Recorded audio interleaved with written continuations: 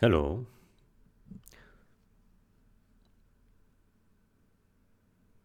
Yeah, we have a meeting and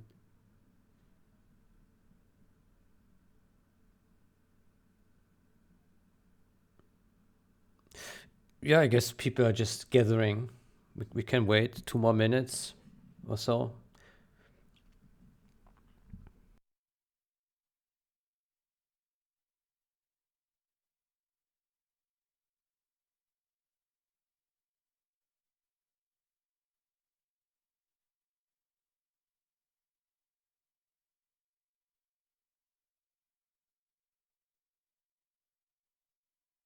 It was just enough, but it's like, no, not when you have upscale textures.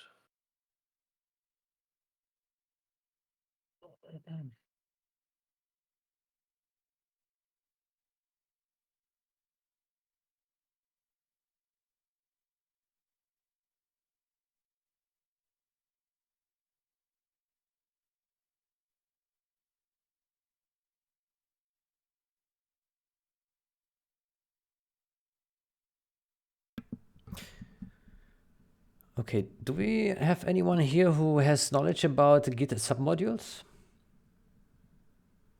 Repeat?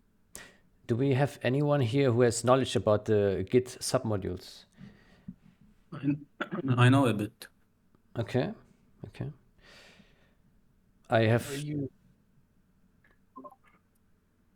not much clue about it, and I didn't have time to look it up. I only have a general idea, but yeah, maybe we can talk about it a bit. Yeah.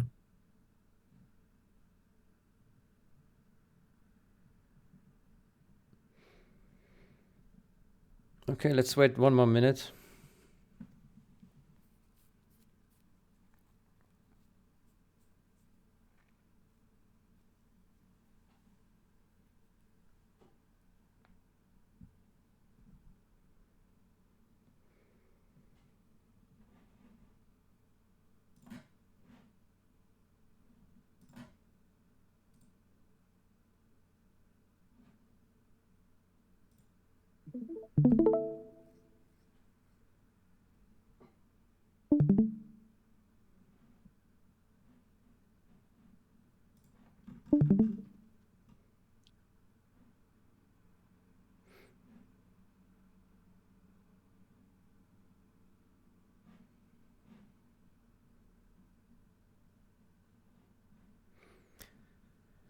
Do you see my screen if I switch app?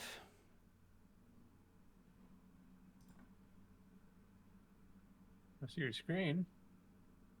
Yeah, I can see a folder. Yeah, I also okay. have W3D view open. Okay, good. Then I selected the correct option here on the screen share. Good, then let's start. That's the audience. Yep. Okay, so the purpose of this session is to talk a bit strategy about texture and maybe art in general, like how we can approach this going forward. What is currently there in the super patch repository, what is missing, what the plan would be going forward, how we can combine efforts, how I can hand over things, because I didn't have time to move this on, and it's like really hard work working on textures and models probably as well. It's really slave labor. Yeah, so this, as I said, it requires like really high level of attention to details and lots of review passes. Like every time I look over the textures, and I think I've looked at every texture several times, and I think there are 7,000 textures or so, and then you just keep looking and you keep comparing, and every time you see something new. It's ridiculous how much is actually wrong in those textures. Okay, so right now in patch, so there are like misc textures, like something for particles, for example, right, and shadows and stuff like this, and like some logos, and so I do hear a lot of sounds from Discord. Maybe I can. You can also disable the join noise in your settings. Yeah, where do I need to go? Under think it's under notifications on the left. Notifications, yeah. And then Then you scroll down. Then you see sounds, and then there's the user leave, user user and join. join. Okay, let me take this off then. Okay, thank you. Good. So what do we have? We have, I mean, one of the biggest chunks of textures are faction textures and civilian structure textures. And with faction, it also includes like vehicles, units, buildings, right? So these are the biggest things: faction things and civilian things. Civilians even more than a faction because it got, yeah, abundance of structures with all sorts of damage variants, with in 0 hour with snow variants, night textures.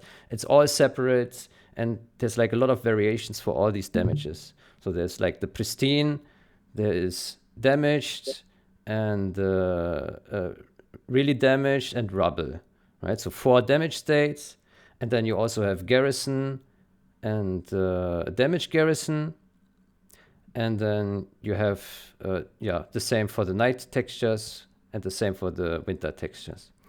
Yeah, so the complexity is outstanding. So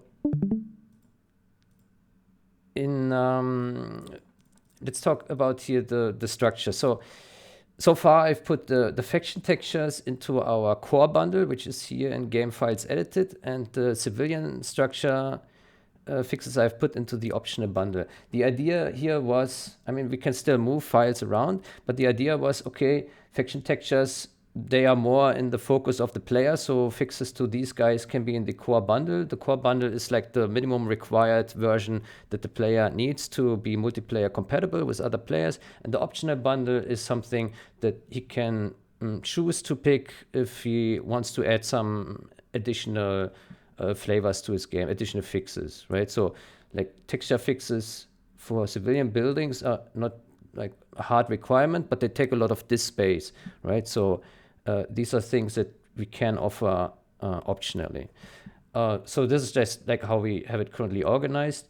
So then what happens is when we build this thing, then we generate the big files, and then as you can see here, we have the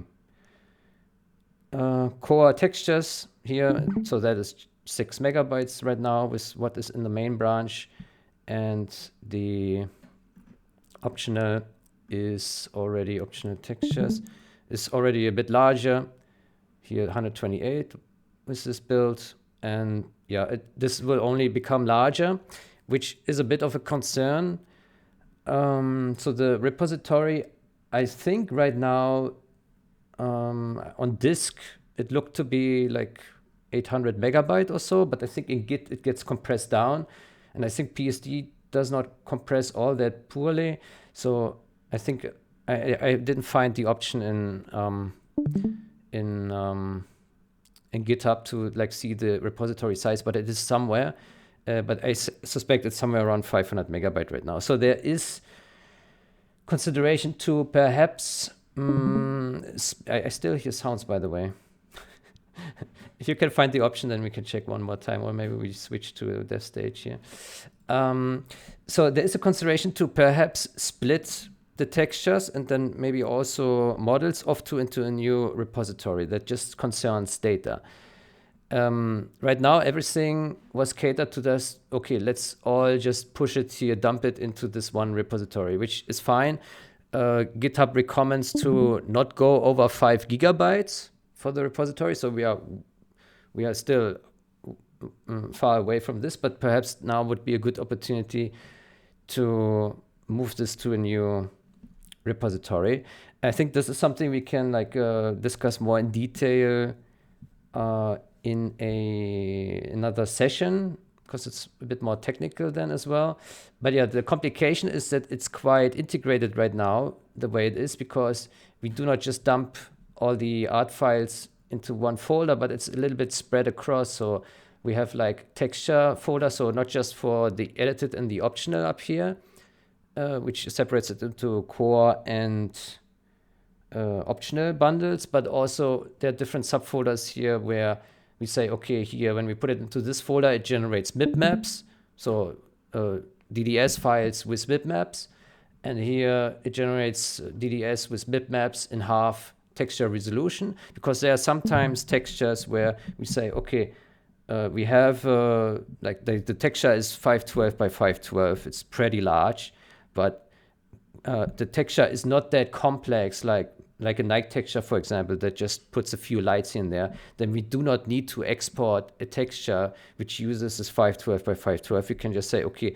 256 squared is also good enough. So we just export with this, and save a little bit of RAM on this one, VRAM, right? So that's why I put some different folders here. There's also the option of no MIP, but I think this one is empty, yeah. And the TGA for some GUI elements, right?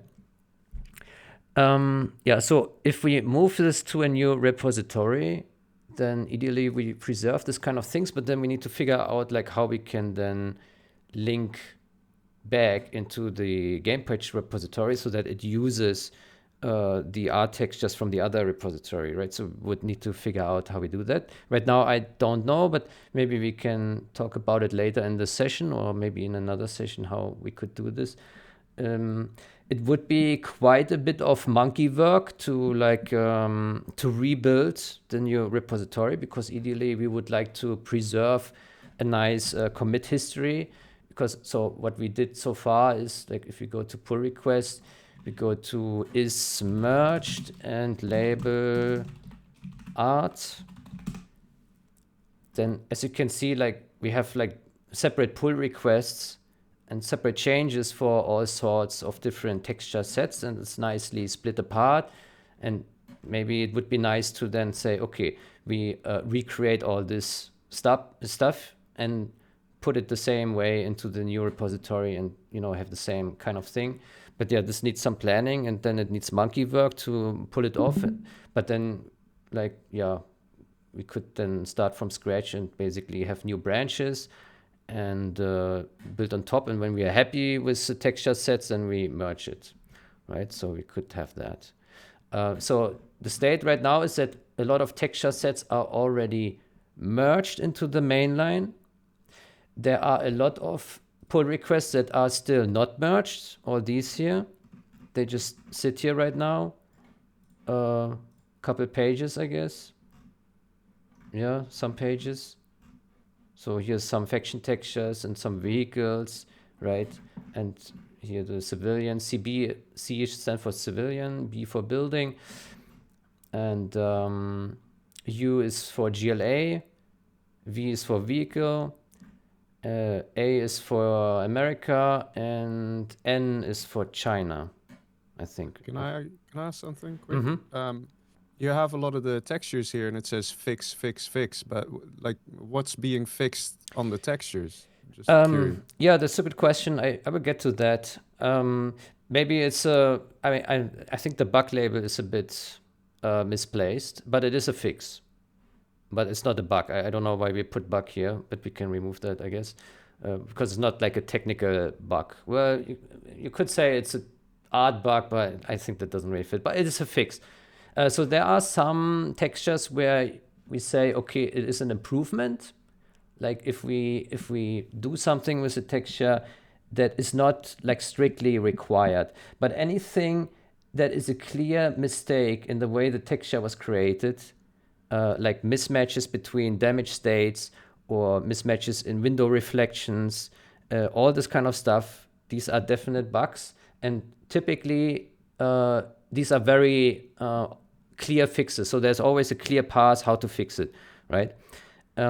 So generally, when I apply fixes, I try to reason like, okay, what is the most logical fix here? Do not do anything that changes the art style of the texture. So I didn't move anything around in the texture. So it maps. The UV mapping is the same towards the model. Nothing has changed in that regard. And it's really only the differences and like things that just don't look right? That's fix it. But there is a problem And that was, for me at least, the biggest problem. So in generals, there were texture sets which were higher resolution than in 0 hour. So there were, I think, 494, so close to 500 textures. So the easy fix, and these are only summer textures because generals doesn't have winter textures, right? This was a new feature added for 0 hour. And so we can copy, and we did, we recover these textures in 0 hour, and we use these as a new base. But the problem is all the snow textures in 0 hour, they are not twice the resolution. And this is a problem because then to repair this, you need to take the summer texture as a base, then take an AI upscale of the snow variant, and then try to merge them nicely to recover the details from the summer texture in the winter texture. And this gets then more complicated when you look at the damage variants of the winter texture. So this is really a pain. Maybe we can have a look at some of this kind of stuff. So let's say we have here the industrial warehouse 02. It's a civilian building. It does have snow textures. It looks like we touched all sorts of things here. So typically what I do is I just open so this one is the regular summer one. This is a damaged one. This is a damaged garrison one. The naming conventions are typically pretty uniform. Sometimes there are some variations, but yeah, D is damaged, DG damaged garrisoned. Then we have E for really damaged, R for rubble, and then we have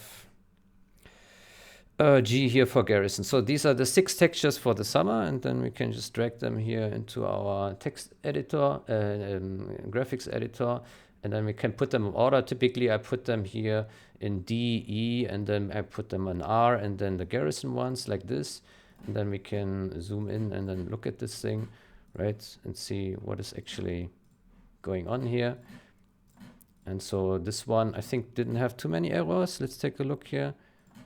This one looks, yeah, there's some stuff going on here. Yeah, so what happened here? So the wall was a little bit sharpened, very tiny. The windows were fixed, like some misplaced here windows. Okay.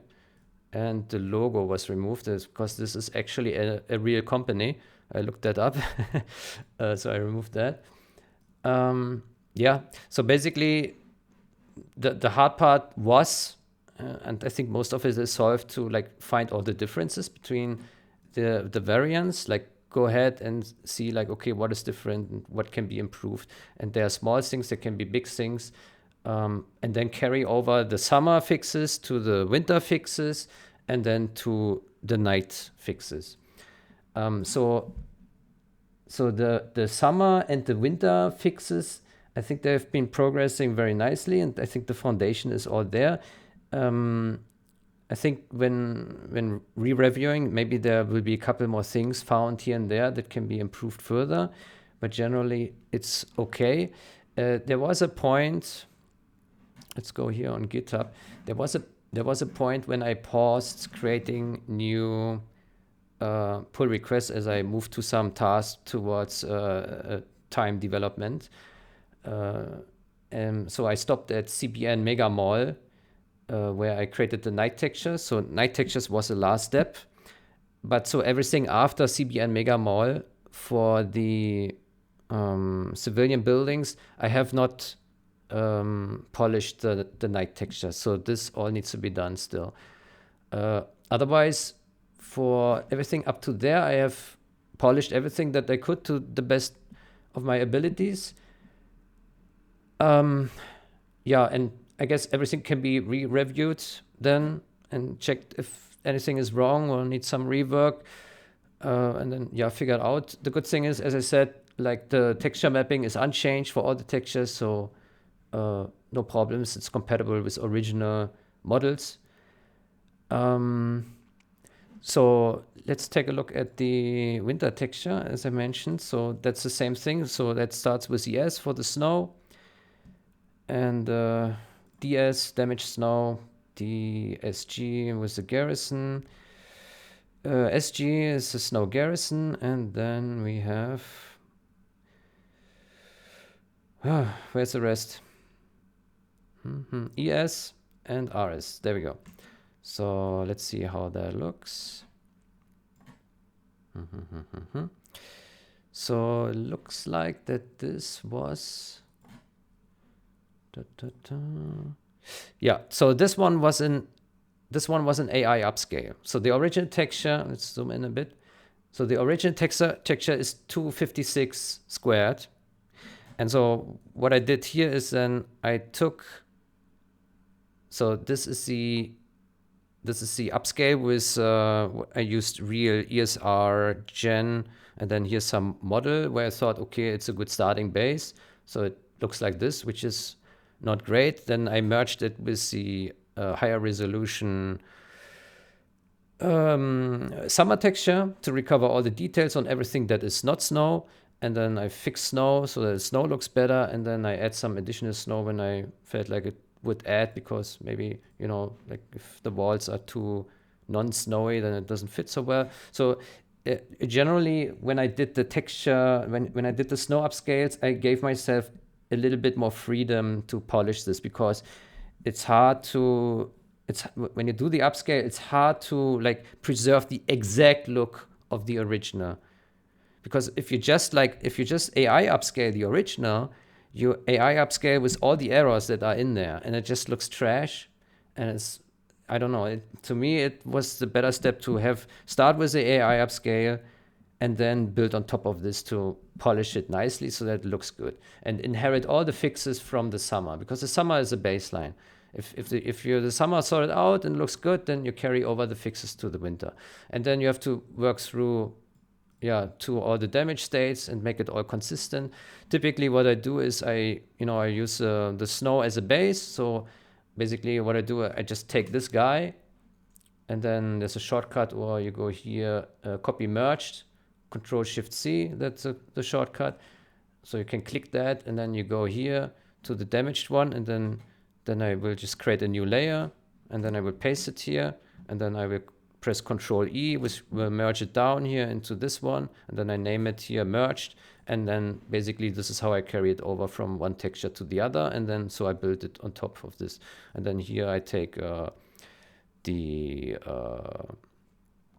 damaged merged texture here, and put that on top, and then some paintings to paint on the damages at the appropriate places so that everything looks proper. This is how I've done these upscales from 256 to 512, and then just work through all the different sets and make it all look nice. What often happens with these snow textures is that snow draws over damages, because what EA did is they have a texture, a snow layer, which they just slap on top of the summer texture, and then they just copy it over to the next damage variance with no regard of where the damages are, right? So what you often see is you have like a damage, and then the snow draws over here. So it would look something like this. Let's take here a white brush. We can probably also look at some texture to see how it looks. So basically then there would be some snow, and it would draw like over the damage like this, right? It's simplified illustration, but you often have this. And then so what I would do in these cases, I would then take the summer texture, and then I would repair where the damage is. I would draw the damage over the snow so that the damage takes precedence and like pushes the snow away, right, and leaves some black marks and stuff. There can also be strategies where you say, okay, I put with a little bit of brushing, I repair this, right? This can also be done, but generally I think it looks better when the damage is not covered by the snow. It looks kind of weird. Maybe you can take a look at an example when we find it. And then what also happens is that there are errors with the window barricades. So that's when the infantry moves into the house, right, and assumes their positions, and they put the garrison so that you have the visual feedback, right? And there's a lot of errors often where the garrisons are either missing, or there are inconsistencies from pristine garrison to damaged garrison, like sometimes missing. What also often happens is that the alpha channel is not matching the garrisons, right? So either either the like there's no the window reflection still shines through the garrisons, right? Or the snow is missing in the window reflections. This all can happen. So the way this works is white is snow window reflection and black is window reflection, and in between is a little bit window reflection. So here gray would mean there's a little bit of reflection, darker means there's a bit more, right? So white, everything that should not reflect, so the window barricades and the snow, all needs to be like properly white, right? So that there's no reflection coming through. In game, you see this. In the tool here, you see this as well when you load a model. Maybe we can just load here the CB ind. Can load like the whole texture set. By the way, here at the top you can set up texture paths, so you can link to. So in this case, I link to where the DDS textures are being built, optional textures, and here is recover textures. That's the CCG textures, but yeah, you can set it up so that it finds the correct textures, and then we can sometimes when the model doesn't have a hierarchy, it doesn't show in here. Then you have to go to mesh. So this one is now the summer, the undamaged summer, but it's not showing up as a hierarchy here. So you need to go to mesh and then click on this one here.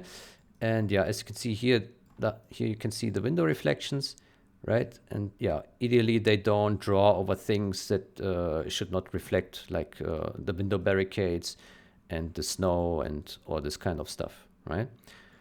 And yeah, what also sometimes happens is that the window reflection is maybe like incorrectly placed, like maybe it goes over the wall. Same with the night textures, that, you know, the night texture is like, can we open one here? Let's look at here. And that sometimes the lights are just like, yeah, completely bonkers. What you can do here in the W3D viewer is you can go to kill scene light, and then with the minus and plus keys, you can decrease the light levels, and then you can preview it like this. So it makes it easy to review like the night look of the structure. I don't know how to get the light back. There is some buttons here for ambient light, but I never got it back. So typically I just restart the app and then reload the assets if I want the word light back. But there's probably some trick that someone knows, like a scene light, maybe, I don't know. There's probably some trick. I don't know. So yeah, there's the complication is here that really there's a lot of variance, and you always need to copy in steps from summer to winter to night, night textures. So let's go on looking here on the set. Yeah, so this is damaged. This is really damaged. This is rubble. Yeah. Okay, let's load in some night textures. So night texture is DN, N, NG, DNG, and is that all? Yeah, I think so. Yeah, typically there's no night lights for really damaged and rubble. There are actually files that are called EN and RN or RSN and stuff like this. We will get to that, but typically we only have night lights for these kinds of things, for when the soldiers can still be inside the building. So this would be the pristine one. Here in this case, I have rebuilt the lights from scratch because the originals were not that pretty in comparison. Maybe you can open the original to see like what it looked like before. I would need to go to projects, game files, loose art textures, cbint warehouse to n here. So that is the original, which is, what is the resolution? Pixels. Okay, so this is 256 squared. Okay, and that's why I rebuilt it with 512 squared from scratch. And yeah, then I took inspiration. So typically, I gave myself a bit more leniency the way I rebuilt them. So as you can see, I assumed the same positions, but there were some changes here, as you can see. So that there's a bit more lights here, as you can see. But overall, I tried to stay close to the original. So as you can see, there are some damages here. And so I also put damages roughly where they put damages, but made it a bit more, a bit different. Yeah. So there's a bit of freedom. There are different ways, like you can repair night lights also by combining different variants if it's suitable. But here in this case, we did an upscale. So that's why I thought, okay, let's just do it from scratch, and then that should be good enough. Yeah. And then obviously you need to carry over the garrisons and the damages onto the lights, right? And then a combination of the two. What often happens with the barricades is, and that's a little bit upsetting, the garrisons, like you cannot easily take the garrison shape from the summer texture and just slap it onto like a remake of the night texture. So what I end up doing is oh, now I crashed. No, I didn't crash. How do we select this? Is this? It's not a shape. Okay, I thought that this is a shape. Yeah, but what I typically do is, so this is probably I copied it from another variant and just slapped it on top. But typically, what I do is I take here the shape, and then I recreate the shape of these. Wait, let me illustrate it somewhere else. Let's go to G. Yeah, barricade shadows. Okay, here we added some shadows. This also happens sometimes. Let me zoom in so you can see it better. So here, as you can see, the barricades are kind of flat this way. And so what we can do is we can add some shadows underneath, which makes them pop a little bit more. This happens on many variants, on many textures. Some do have shadows, which make them pop nicer, but some do not. And then I thought, okay, since I need like the shapes anyways for like making the night textures, then might as well, you know, add some shadows to here to make it look a bit more polished, right? So do we have shapes in here? Yeah, so here we have shapes, should be. Let me see. No, we don't. This is also just, okay, I don't know why I have it like this. Typically what I do is I take this shape here, the rectangle, and then I start adding rectangles here on top of this, and then doing it for every single barricade, which takes hours to do. But it's the best way to really get it pixel perfect to slap it on, because it's hard to like try to do it with imaging tricks to get it nicely. So if you like recreate the actual shape, you get the best result. It's hard labor. But I think, so for many textures, this is already done. The shapes are somewhere in the _G texture, and then you can copy it over to other texture variants and then go ahead. There are also textures which have really poor Windows barricade visuals. So this one I consider to be one of the nicer ones.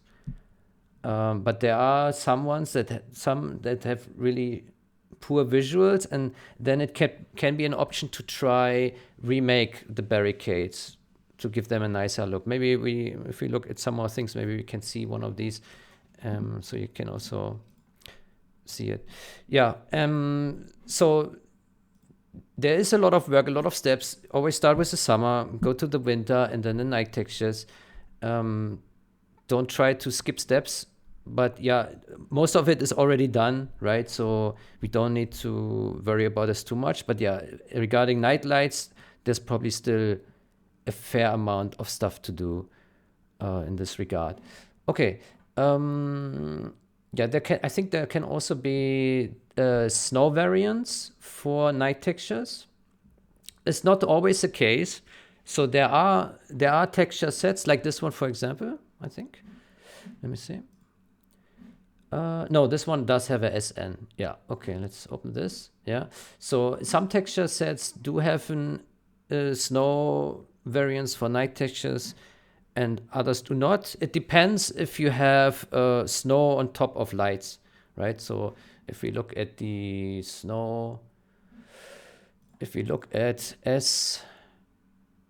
SG, for example, no, let's just look at S. No, that's the night texture. Here, S, there. So as you can see here, it looks like the snow draws here over the windows, right? So like here, for example, and then you wouldn't want to have the light shine through if you use the summer night lights, and that's why we need the variant for the snow night. But there are cases where you can just reuse the same for both, and then you save on like texture variants. And I think that's good to have if it's possible. Otherwise, yeah, make the snow variant, which also means you need to have like a layer where you have the snow cut out. Typically, the way I do it, I just draw with black on top of where the snow would be, and then yeah, have it draw over the night lights, and then that typically covers it. But to do that, you need to figure out, okay, am I happy with the snow that I have? Because every time you make a change to the base textures down the line to summer and winter, you always need to trickle up those changes to the other textures that inherit all the variations. So this is a pain. You better be happy with the winter and the summer before you go to the next steps, right? Because it's always big work to like trickle down to not miss anything. Like you really need to be diligent. Also with the window reflections. If you change the snow, you need to update the window reflections again, which are here, right? You don't want the window reflections over the snow, right? So you need to be very cautious about this. I hope I didn't make mistakes, but it is possible I made mistakes. So feel free to review. I try to be diligent, but yeah, it's just so much, and you always need to concentrate, and yeah, it's easy to make mistakes. But I think it's possible to get this to a perfect state at some point. Okay, so I think that's a general overview of like the composition of the textures and the complexity. Do we have any questions so far? Let's see. What do you use for AI upscaling? So for AI upscale, that's a good question. We do have a repository here. I mean, I don't have the cutting edge that out of the way. So the stuff I use is already very much outdated. So if someone uses something newer and better, I think that's always a good option. But what I use is, so here in the Super Hackers, we have a repository which is called General's Tools, and there I put the real ESRGAN NCNN Vulkan, and there are a bunch of models inside, and typically so you just put the DDS textures in the import here, and then you run I think this one, no, let me see.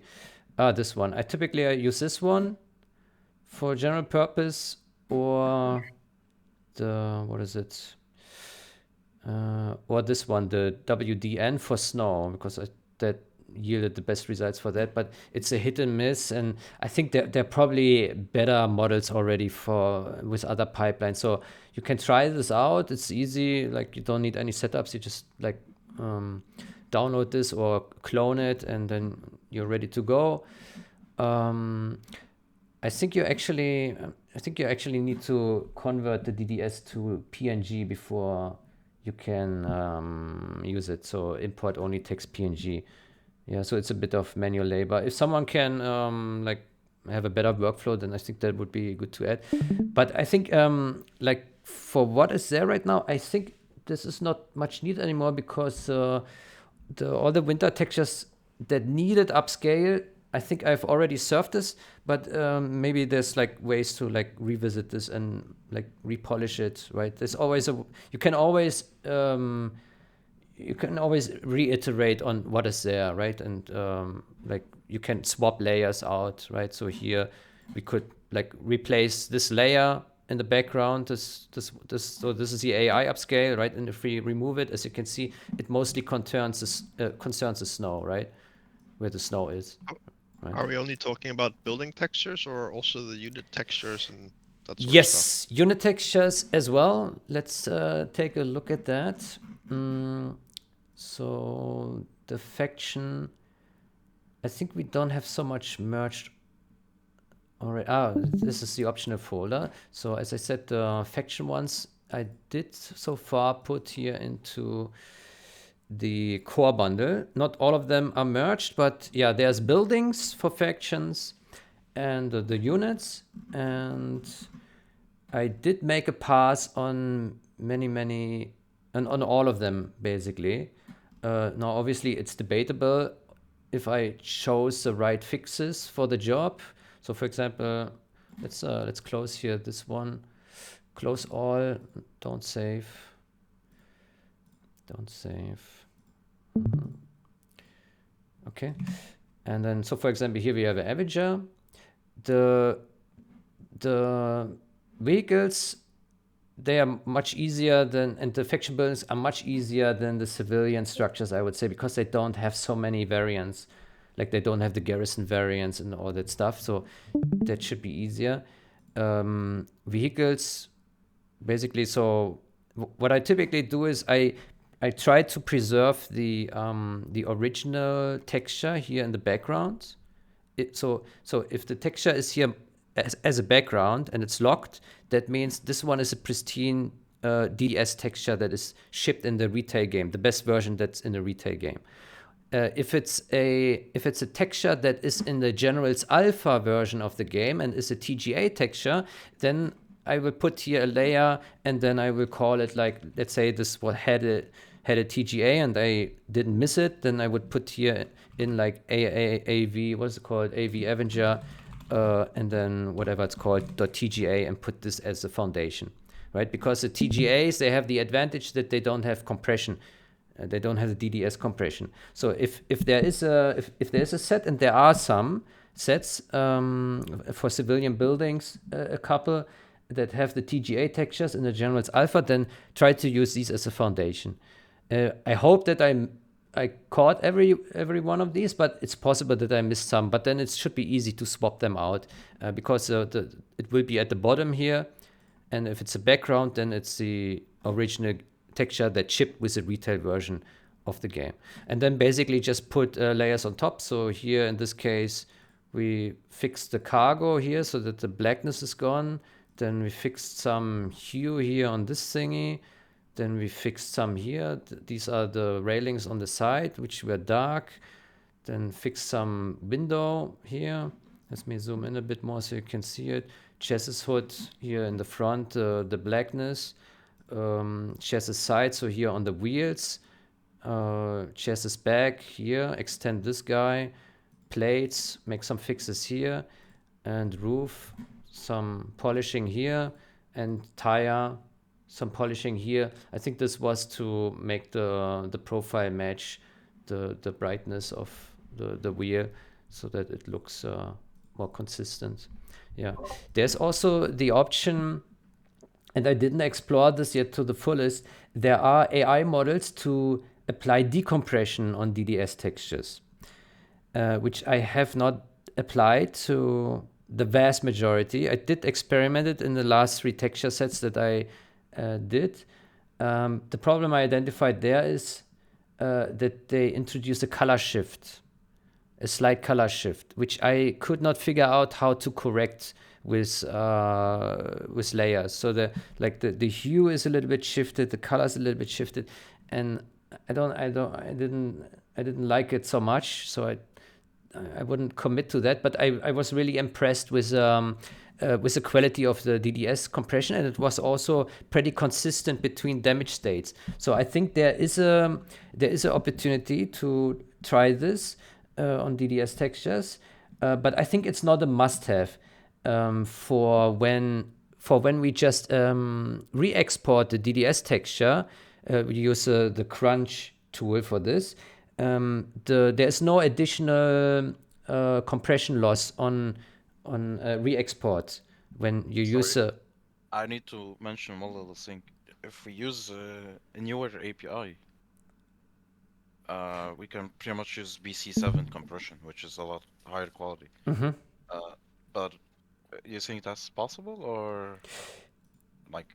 Yeah, I mean, if our game would support different kind of compressed textures, then yeah. But then we would probably not. Then it would be better to have like a more pristine texture quality. Yeah. Right now, if we take the DDS and we re-export it as DDS, then there is no or very little additional artifacts. Right? Because the artifacts are already in there, the 4x4 blocks are already baked into the source image.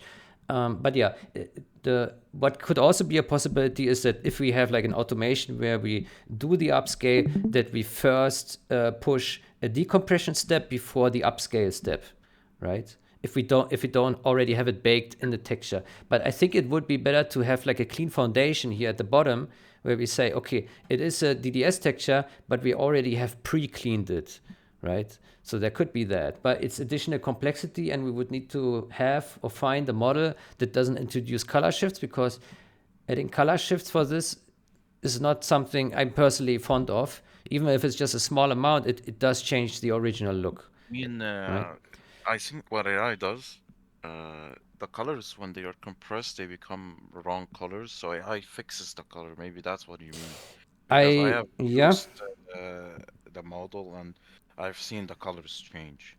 But it's not like 100%. Like there's still some compression artifacts after using the AI model.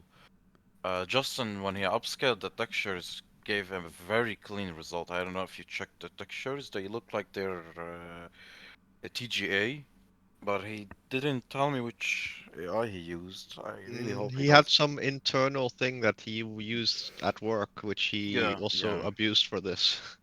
He didn't say what it is. I would love to know what it is, because if we can use that to just clean up the DDS compressions, it will be great. If we can figure out a suitable workflow for like compression and AI decompression and AI upscaling, I can expose this to people through like a Discord bot or some sort of API where they can just send images to, because I can imagine some of these AI models not everybody can run. Yeah. Anyway, the upscaling, the mass upscaling of everything, that is not a concern before we have fixed all the texture errors, because that's the last step, the upscale. Because when you have all the texture variants and all the base errors are fixed, then you can do like a nice upscale. And I tested this upscales with the models I tested. It's pretty consistent. So I was worried that if we have different damage states of buildings and we do AI upscales with these, that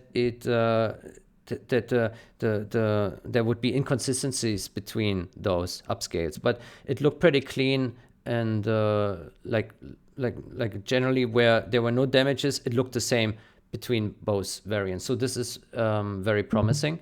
Regarding the shifts, yes, the models that I saw, they explicitly mentioned that the model will apply color shifts to correct the DDS color shifts.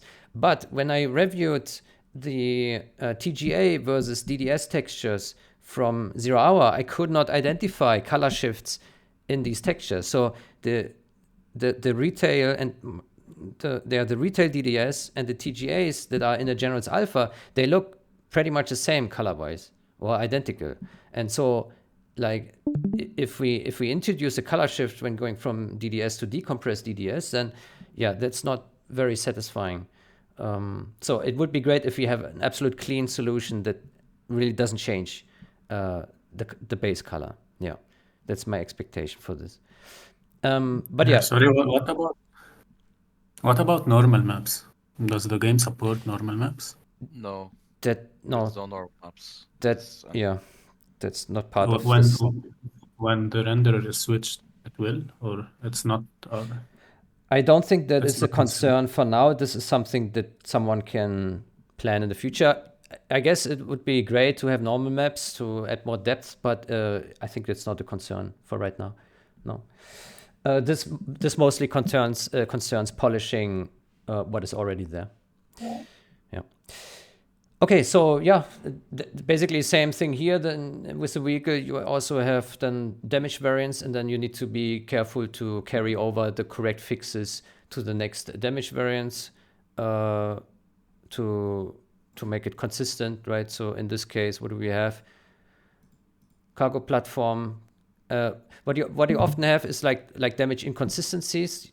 Those you need to figure out. Here in this case, there was some additional stuff added. The brightness was decreased. That's also a typical inconsistencies in vehicles, that some vehicles will darken when they're damaged and others won't. I try to make this more consistent so that when a vehicle is damaged, it darkens by some amount. But yeah, maybe this is something that can be revisited. So in this case, it looks like it didn't really darken from one stage to another, as you can see. Yeah. Ah, no, this is merged. Ah, no, I'm mistaken. This one uses this texture as a base, and then I made it darker. I see. No, I take it back what I just said there. But it does happen, and then you can revisit, okay, do I want to make it a bit darker? This here was just to make it darker for the damaged version. The original Humvee was probably also darker in this regard. And then apply here, this is the original AV Hammer damage DDS, which is then applied to everywhere where it belongs. And then some additional polishings on top. Basically, try to put them into layers so that you can like toggle them in. Don't put like a big mess where it's really hard to split this apart and reiterate it on this, right? So for example, what do we have here? We have a layer here that's called damage D, where, what do we do in here? We have, let's remove this, burn. So this one adds some additional burns where there were none previously or didn't look that great. Some color adjustment, then shattered glass here. So that's not just black, but there's a little bit of glass. And then some bullet holes, because vehicles typically have that kind of things here and there. So there can be a bit more freedom or not. Let's compare it with the original AV Avenger. Damaged AV Avenger. Let's see. By the way, if someone sees some questions from Enlima or Seke in the chat, aka Gen X or so, then maybe you can read them out, because I don't have eyes on this right now. So this is, wait, this is the wrong texture. Hold on, sorry about that. Let me delete that. We looked at the damaged one, no? No, hold on. Where's the damaged? AV Avenger D. There we go. Let's take this guy. Let's take this guy. So this is the original Avenger damage texture, where they slapped all sorts of thingies on top of it, right? This damages in the hull of the Avenger, bullet holes here, and they painted some cracked windows here on top of it. And yeah, it looks a bit wild, I thought. So, and this is the remake of it, which is a mix of the Humvee and some additional custom paintings on top of it. Because sometimes there are different styles with vehicles, and I find the Overlord and the Humvees, they have like a really particular style with the way they draw damages, and I think it looks pretty good. So I think it's a good idea to like try to keep the style consistent, right? Yeah. So that is vehicles. I think for faction vehicles, I made two passes on all faction vehicles and all faction buildings. I probably did some mistake with snow. Let me see. 80. What is the name for the America barracks? Does anyone know? 80 barracks.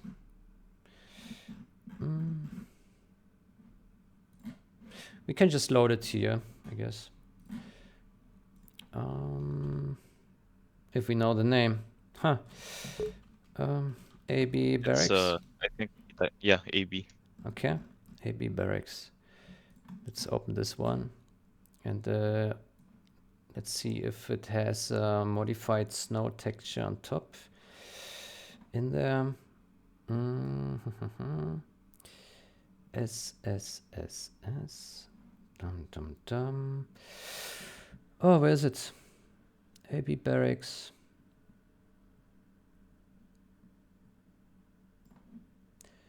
It's probably in the hierarchy, right? Yeah, there it is. Okay, now we have the night lights, but okay, we can make it better. Okay, so this one doesn't render the snow edits that I've made. But basically what happens here, USA, China, and GLA, they have different kinds of looks on the snow if you look closely. So the USA uses a lot of blue on their snow, like ice, like this here, which is especially visible on the barracks here, the blue here on the snow.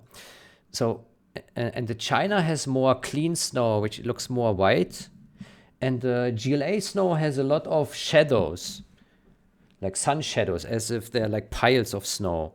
So really deep shadows. Like when you look on the palace or on the command center base, there's a lot of deep shadows in the snow. And this is kind of inconsistent. So what I try to do is make this more consistent and like get rid of more of the blues here on these things. But maybe I overdid it. Maybe this can be revisited and polished anew. But yeah, the China is pretty clean. The USA is pretty blue. And yeah, this is something that can be revisited, I think. Yeah, what else can we look at? Do we have other questions? Can I say something? Mm-hmm. You're saying the snow is different for each faction. Mm-hmm. That might be done for contrast reasons as well, because most of the China structures are a bit brownish. The GLA are more like a beige, and the USA are well, usually more whitish.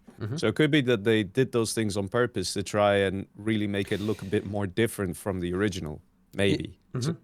Yeah, So it might not be it might not be an accident or a bug or that they messed it up. It could be a stylistic choice.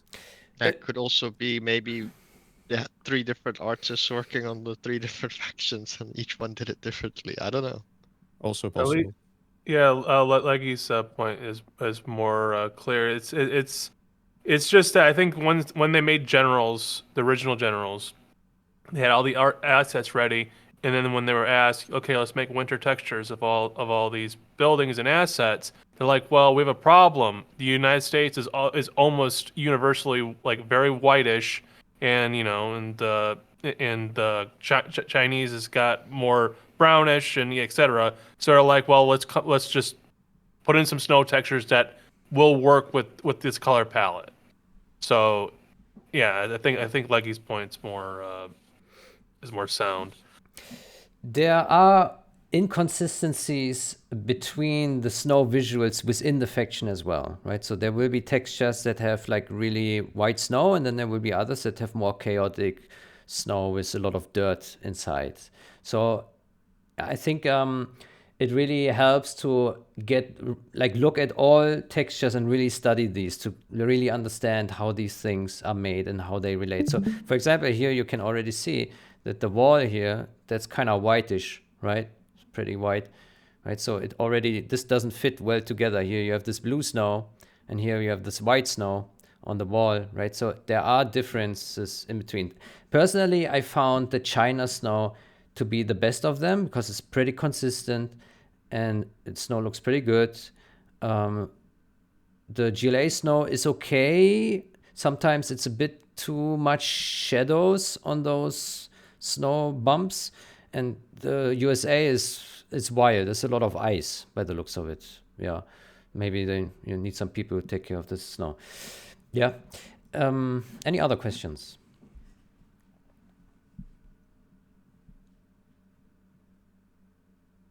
Okay. What else? So same with the civilian buildings, the the faction ones. Some of them are already in the main branch. Some others are also, since a couple of years already, pull requests that have not been merged because maybe I took some notes as to what to further improve or what is left to do or something like this. When looking at textures closely here in the viewer, you will also see issues, right? So what I did, I just took notes when I saw some issue with like how the texture is used or some model issue, and then I just took notes, but I didn't actually touch the models at all, right? So for example, here you see the obvious bug is that here the sandbags are missing, right, on this one. And then, yeah, I took notes for a bunch of things when I pushed, then I created the pull request, so there are a bunch of notes, but yeah, this is another topic, huge topic with models, because there's also a lot of junk inside. Like you have models that use the wrong textures, right? So there's like a damaged model and it doesn't use a damaged texture. Things like this, and yeah, like inconsistencies, shifted models that shift position, and the same obviously also happens on textures. Like if some faction textures, they have like shifted positions, a shifted snow from one damage state to another. I think I've identified and fixed all of these things on faction and civilian. Yeah, it's quite a mess. But it can all be repaired. I didn't have any scenario where I thought, oof, this can't be done. As I said, the biggest challenge was the snow ones, because that requires like a really big overhaul. But even that is possible. Generally, so regarding art style, I always try to preserve the original look. So I didn't change like the visuals of walls or houses or windows or anything of this. So if I recreated something because it looked jank, I try to put it at the same position with the same dimensions and overall look, so that it looks good. But sometimes it's like good to like say, okay, goodbye old textures. Like in this case, it just looks stupidly retarded the way they did the Avenger here. If you compare it with the Humvee, which has much better damage visuals, and that's why here I decided, okay, I use the Humvee damage as a base, and I abandoned the way the Avenger looked to begin with, right? And yeah, typically, like there are units and buildings that look better than others, but overall it's kind of consistent. But yeah, you can always improve on these things. And my expectation is that Lima and Seke already have a lot of experience in this regard, so I would expect that they will have no problems picking this up if they decide to continue and drive this effort. And now there's obviously still many things to discuss regarding models, but here in this session we just focus on the textures. And yeah, so right now it would be possible to continue the effort right away, but yeah, there's the topic of the branching, of making a new repository and maybe like build up the new repository, doing the monkey work. Would there be anyone who is interested in doing this monkey work and build up the new repository with what is currently there?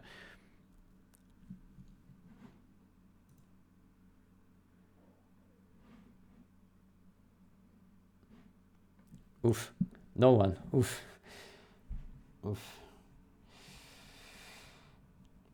Do we have a chat here? No, we don't. Actually, we do here. Somebody in chat said depends what needs to be done. Yeah. I guess we can have like a separate meeting, but basically recreate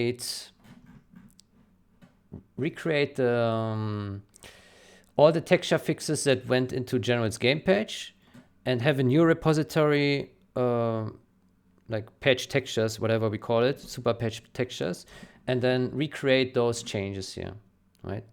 Take the texture set, copy it from here, and create a new branch, put it on there, create a pull request with the same labels, the same content, and then there's this new branch, and then you can iterate on this branch, and then like make additional changes if necessary, or we merge it right away into mainline. So I think there will be several hundreds of these. So it will be quite a bit of work, but it's doable. It's just a matter of, do I want to spend this time or not? The other option would be to just like take everything that is already there, that is already merged here, and just slap it in there in main branch right away without any incremental steps. That would be the lazy approach. I don't know if that's the better approach. Then we don't have a nice history. And then also, yeah, I don't know. I typically like to have it clean. So Sorry, I just need to ask a little question. Mm-hmm. So there's like the texture compression tool. I don't know if you've looked at the source code. What did the A use to identify between normal textures and alpha textures, or did they just split the textures in some directory? Because when I look at the source code, it seems to be some GUI for NVTXT with command line -24 and DXT1C and -32 for DXT5. But how did they like split the textures? That's I didn't get that one.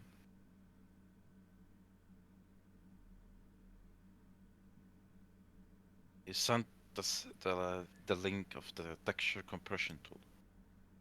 I can't tell you because I don't know this. Maybe that's a different topic.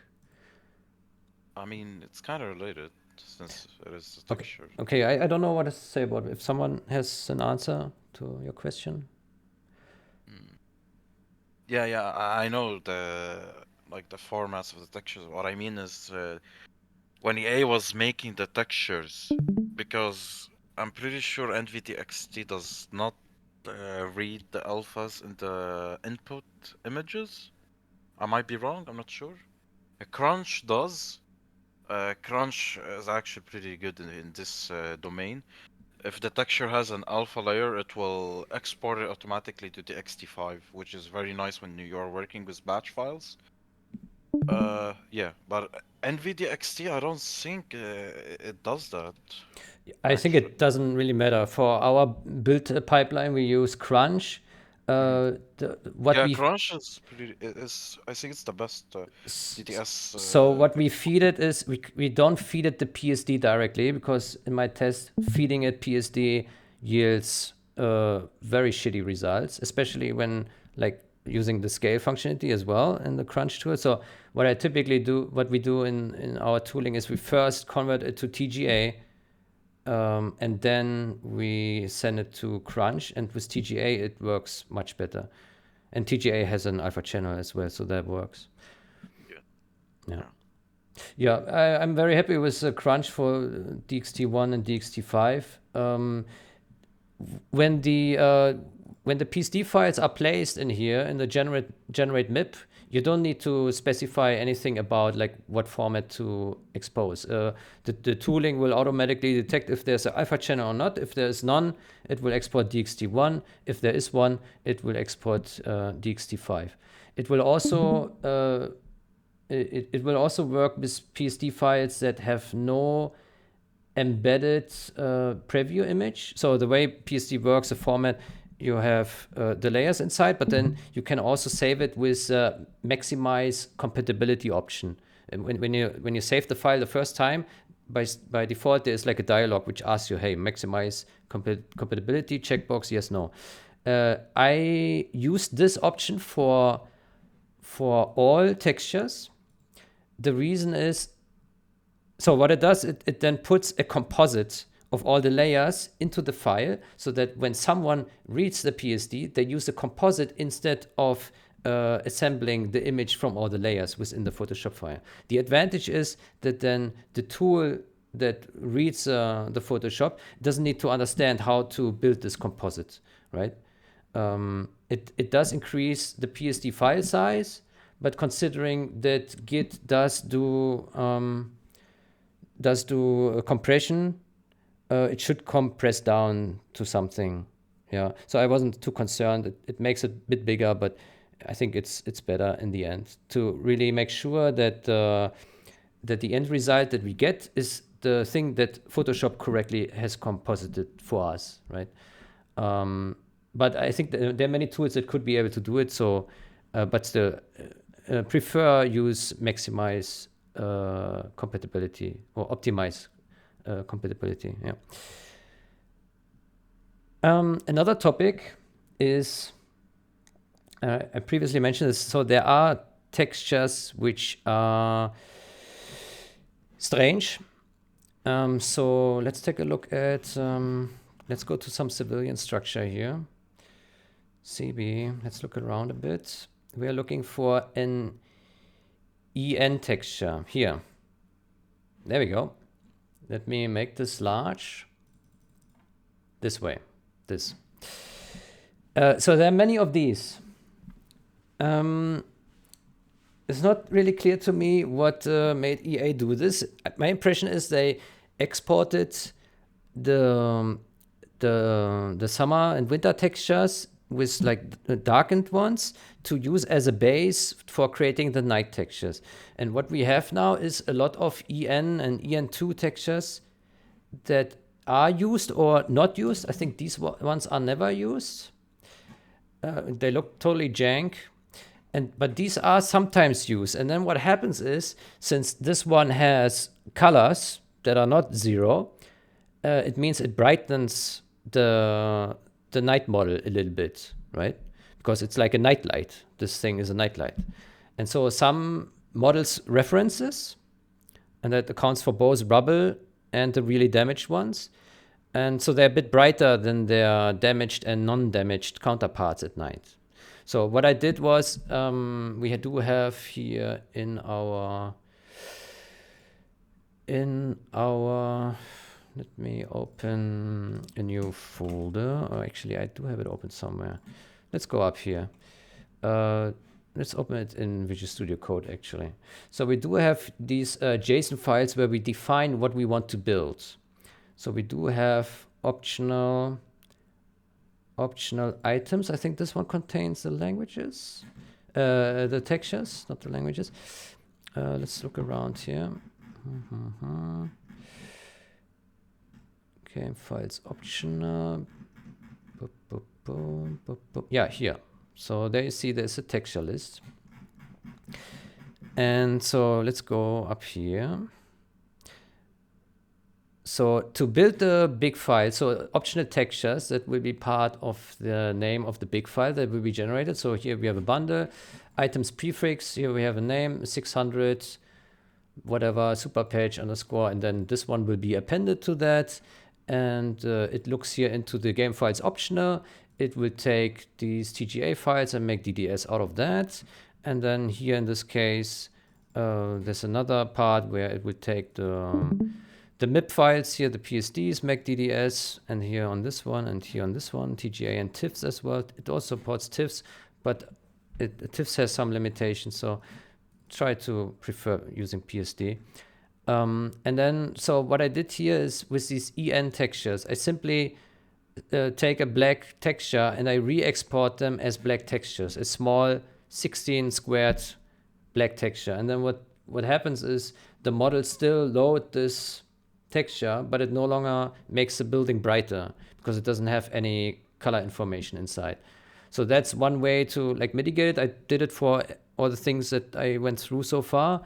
I think the absolutely clear fix would be to say, okay, we remove the reference from the model. But on the other hand, maybe we say, okay, we leave the reference in the model, because then if someone wanted to make a night texture, night lights for the really damaged building, then he could do it, right, without changing the model. So I'm not clear on this. I think it's not really that important if we just consider original game, because there just no, I haven't seen any building where there are night lights. Maybe one or two, but typically it's pretty consistent. Once they are really damaged, the lights are off, right? So yeah, there's this. So I basically just put this in here. Sometimes we also have textures which are duplicates. So sometimes there is a building which maybe we can look through this and see something like this. Like this one here, for example. We have a DN texture. We export it as DSN because the snow texture will use the same thing. Okay, there's this. But there's also scenarios where maybe we have texture here with this name, and it's also referenced the same texture with another name. Then we can just make a copy here, right? I mean, the real fix again would be to say, okay, in the models we just reference one texture, one name, but here we can also just say, okay, we make a copy on build step. We don't need to maintain two copies in the files, but it's automatically generated from the same file, another copy. So we can do that. There's also the case where a number of textures do have alpha channels when they don't need to have it. So there will be like a white alpha channel or a black alpha channel, and it just does nothing. And in these cases, what we can do, and what we do here in some cases already, is we put the DDS texture as is into a folder which is somewhere. Let me see.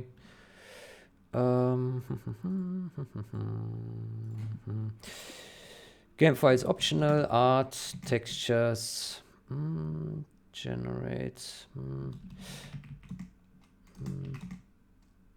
remove alpha.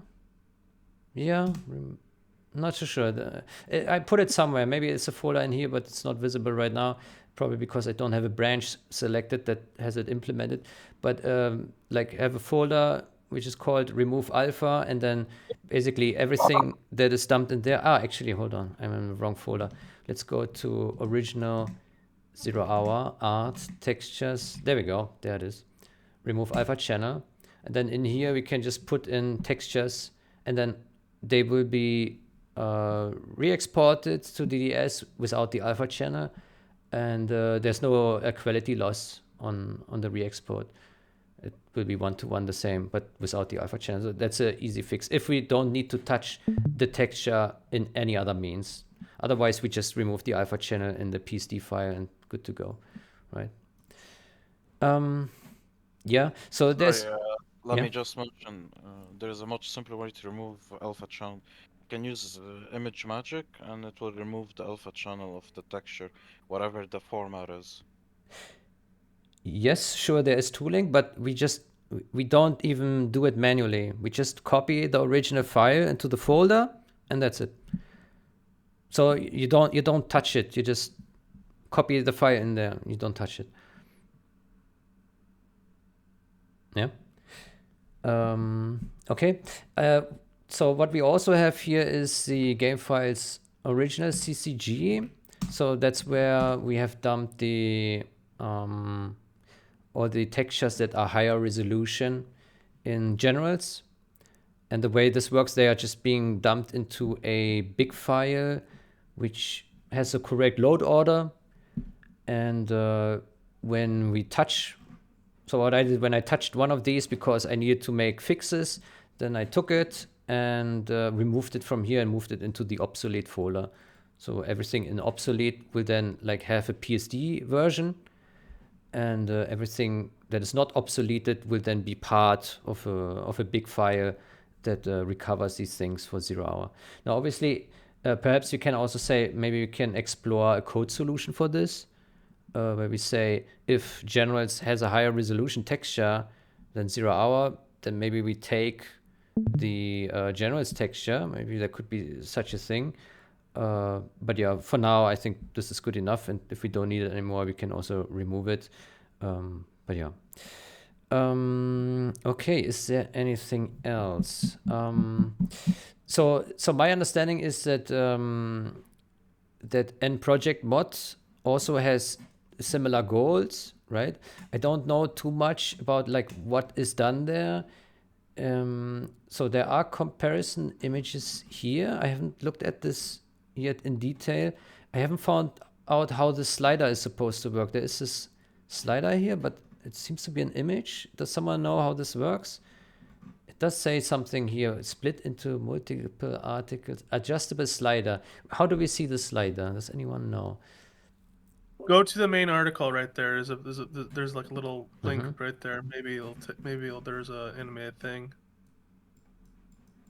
No. No? They said like you should go at the bottom of the line. The Then bottom, something will show up. Yeah, at the bottom of the middle line. this one? So you see a no, like slightly above that. Ah, There. done. Yeah. On Down. the slider at the bottom only, you can slide it. Yeah. Up. There. Yeah, there. Oh, wow. There Yeah. you go. There. Only there. Why there? Wow, okay. Imagine trying to find that if SLI you would didn't have been know, a better right? thing to use here. Yeah, let me make this a bit larger. Yeah, so I haven't looked at this myself yet. But the good thing, it looks pretty much the same, right? We see some differences. So this is Origin 0 hour. This is this mod npm. And I think it's a good sign that it looks very similar, right? Because that means there were no like big changes made that make it fundamentally look different. I see there is some difference here in this house in the center. Looks like the windows have been lowered a bit. Maybe they were floating, something like that. The stop signs I see they are polished down here. These things here are polished. So we see there's like already a lot of work done here, right?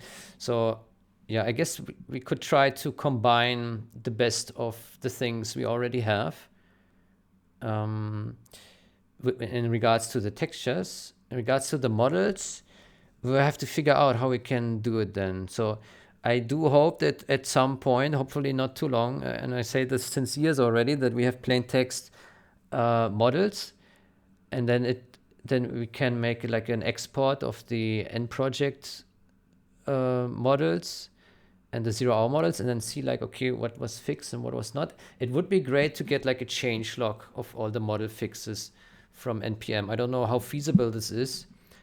Whenever I make changes to anything, I make sure that I document absolutely everything that I make, so that there's like very clear documentation of what is the difference to the original. So for example, if here we look at this, I type the name of the texture, removes alpha channel with hole in building, rubble, adds additional damages to fix seams, fixes alpha channel damages, and so on, right? Just make a proper write-up of everything that was fixed in any file. And ideally, this is done like as you move along and fix these things, because then later it maybe becomes confusing to revisit this and figure out what exactly was changed. It's probably possible to then like, okay, look at the original, look at the modified, and figure out what was Can I changed. just ask one question? I mean, if we use GitHub and we push comments, which are texture changes, we could just add like a comment line or description of what was changed, right? Yes, but this needs to be documented. So you need to write down. So this is just in my local copy. Obviously, when I create a pull request, then I like copy this. As you can see, this is already has the Git formatting here with the headers and the points here, right? So I copy this there, and then I also create the YAML file, which also contains a format of these fixes. So everything is documented, or everything can be understood just from text. And in the files themselves, I always try to put these things like into subfolders that also put these in steps, right? So that you can opt out and opt in of these things, and everything is kind of clean laid out, right? And to me, this looks very important, because then like you don't just document it for yourself, but also for others who want to revisit it. And I think it's also interesting for some users who really want to see like, okay, what was actually changed, what was fixed, right? Yeah, Yeah. I agree. It is quite a bit of work to do this, but if it can be done, I would recommend to do this.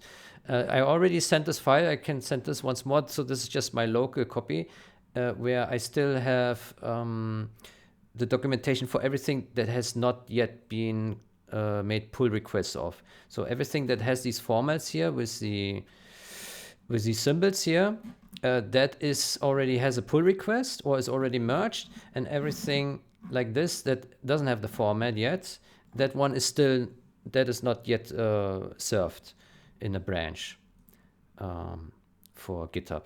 Yeah, so all this still needs to be done.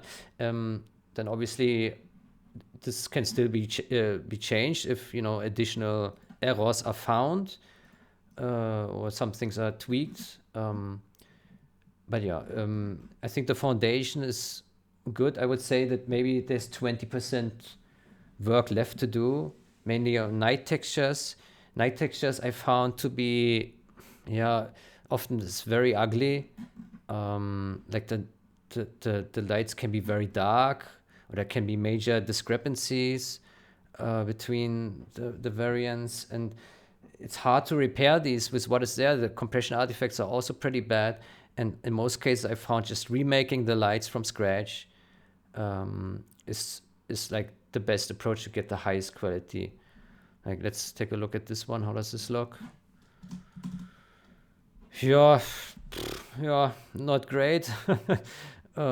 Yeah, this is like a candidate for a remake, right? Especially when the summer texture is higher resolution as well, right? Okay. Yeah, so going forward, I mean, we would need to figure out what we do with a repository. If we would just keep pushing into patch, then we could pick it up right away. But if we wanted to have a standalone repository for just textures or just art, then yeah, it would need a little bit of preparation, but it can be done. It can be done, I think. I would need to talk to someone who knows stuff about the Git modules, submodules, to set it up nicely, because in the end, it needs to hook up with Mod Builder, right? Because Mod Builder needs to know what textures are there, where do I take them from, how do I build them? So we need to figure out how we do this. And yeah, I guess there are probably more things that I didn't touch on yet, but when there are questions, then I can always answer it. Since I worked on this, I have a pretty good overview of this stuff. Do we have more questions in the chat? Let's see. And Lima says the latest public release of the mod is already a few years old, so changes were not included yet in public release. I We're have planning to a release. question Yes. for the repo. Are you sure you want to use submodules? I'm not sure. I would like to talk with someone who has good knowledge about this stuff. It might be a very bad idea to use submodule. Yeah, I don't know. I cannot tell you. What I can tell you is that the texture size in the repository will grow, and the texture is the biggest offender for size, right? So right now, my estimation, I haven't checked because I didn't find it in GitHub because everything is buried in there. Size should be around 500 megabytes. GitHub recommends to not go over 5 gigabytes, so there is still room. But maybe we should make a split now if we like to. I have a clean repo for just art or textures. I mean, there's also audio that could also be a separate one, but it's not strictly necessary. Texture is the biggest offender.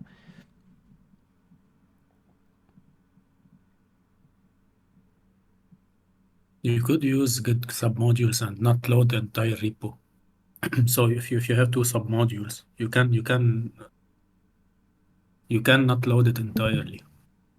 But the root repo should always be behind the submodule. That's the thing.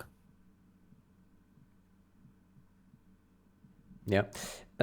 Yeah, if we can have a separate discussion about this right now, yeah, I don't know. I probably also need to research more. I did see submodules being used as like subfolders, and then basically it just links to. Yeah. So it's basically a submodule is basically a repo inside your repo, and your root repo has like a commit that says point to this commit of the submodule. Is So it it points to a commit of the submodule. is it also possible to like merge folders of these Uh, submodules? you can use them, but you basically have two staging areas. So if you change in the submodules code, you are not and you push it, you are not pushing to your repo. It's two different histories and two different staging areas. So it's still two different repos. It's just basically a point. Your repo is pointing to a commit on the submodule. So it should always stay behind the submodule, because if you point to a commit that is not remote, other people can't pull it. Yeah. So the problem I see is that we have quite a number of subfolders with textures, and I guess we is it possible like so. It probably would be beneficial to preserve the same folder structure in the other repository, right? To have like top level Yeah. project name, and then game files edited, game files optional, and then art inside, and then some folders where the textures are. Would it be possible to like have this kind of structure here, like this, textures, and then this, and then Like combine them?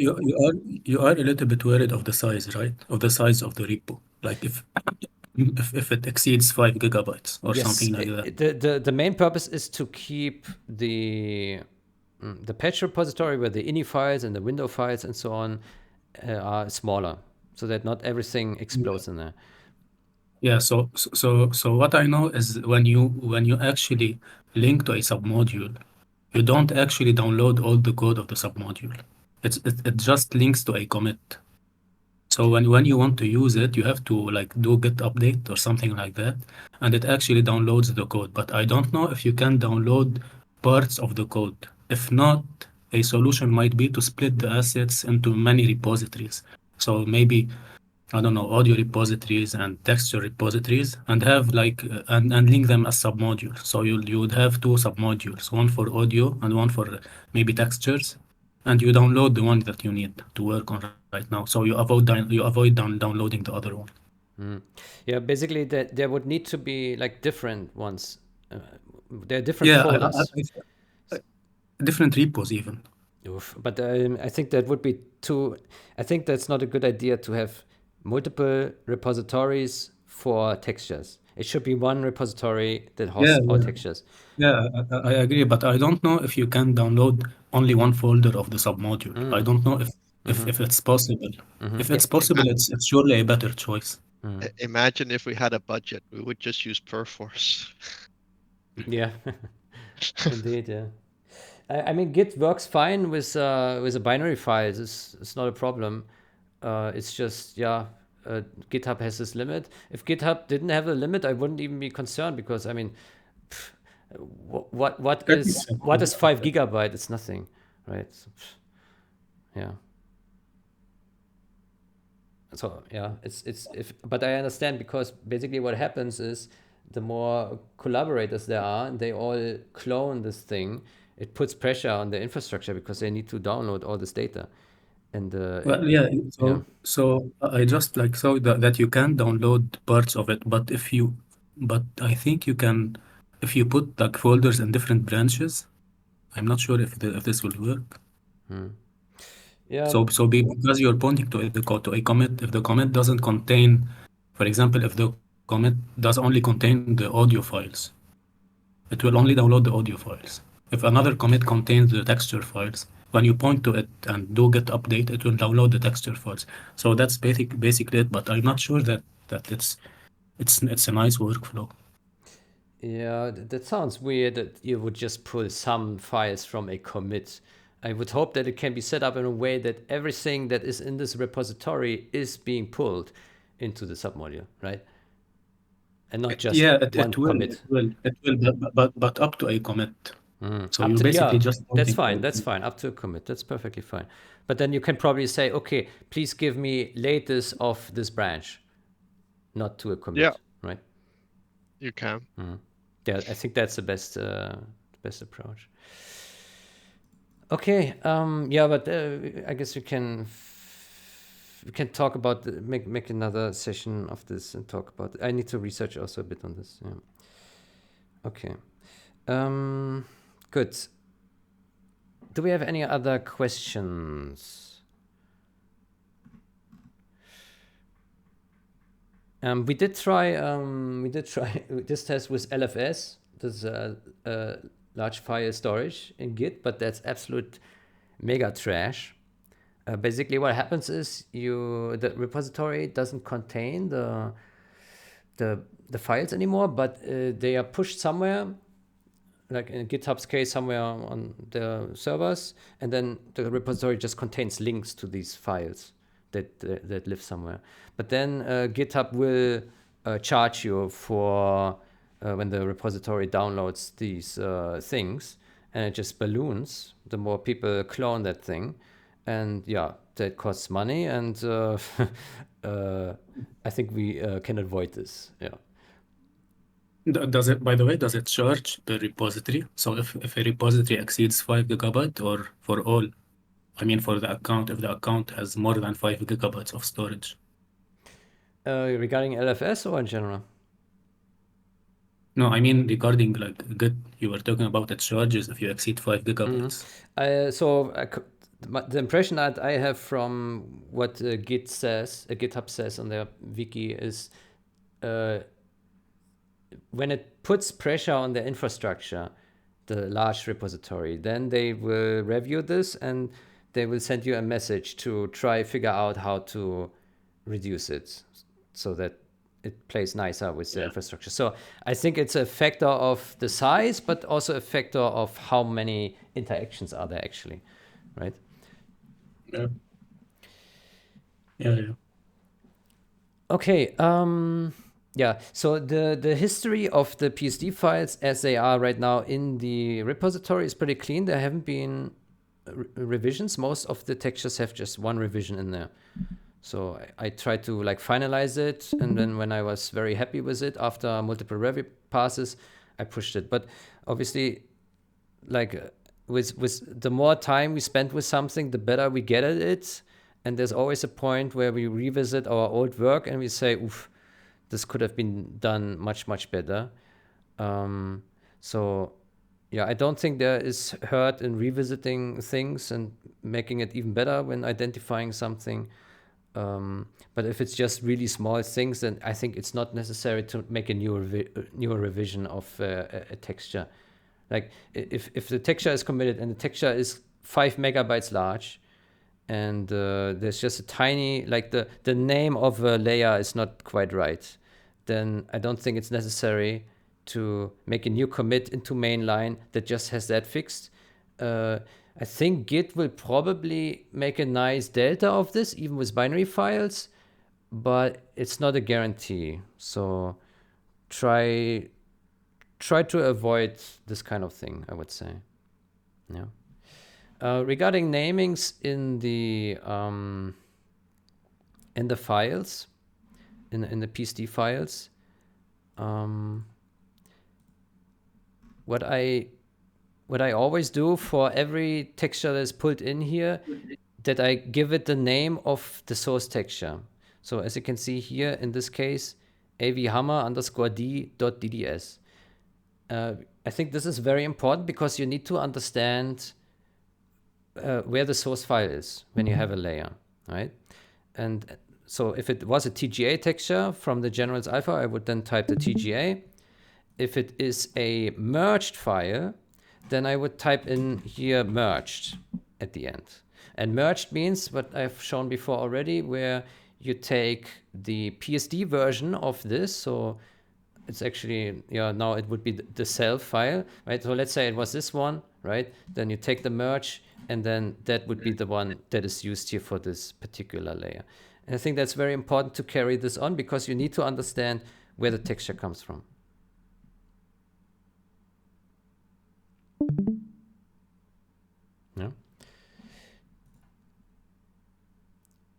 Okay, maybe we can have some more look here at the end project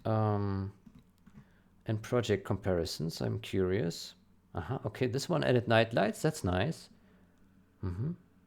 I wonder if this is model fix or actually also texture fix, right? It can be both, right? So the model can not use the correct textures at night, right? Or the night textures could be just be black or missing or something like this, right?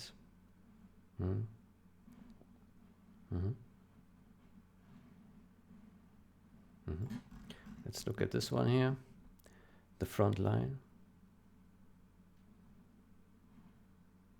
I see there's some change here on the rocks here. Okay, I think terrain textures we have not touched at all. Only buildings and units. Yeah. It looks very similar, and as I said, I think it's a very good sign. Like we probably don't want to deviate from the original look of the game, right? Have it look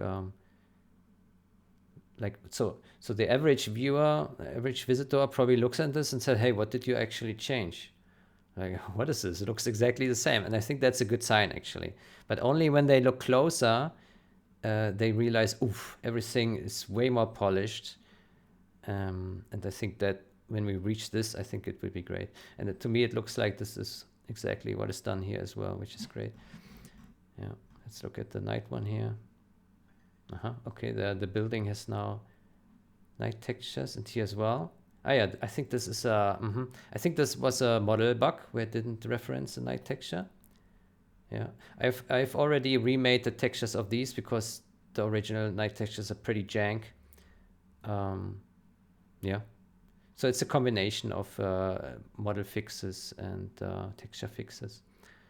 Yeah, there are also models which are simply missing when you place them as is in World Builder and play the match, and you put the soldiers inside, the model just disappears, which can be a problem in the ini file or a problem with the model. I didn't dig too much into this. Another big problem with houses are the fire ports.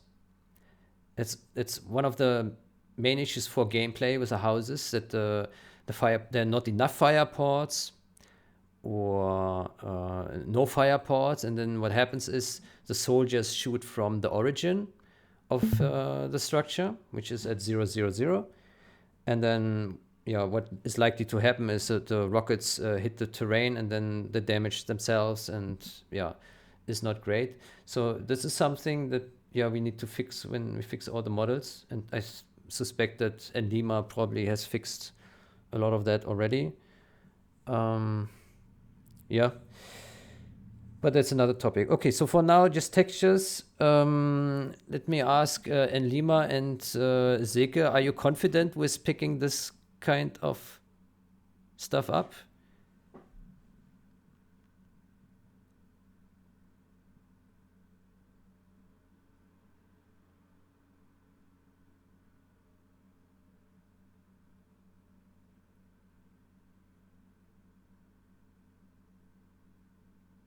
Yeah, basically yes.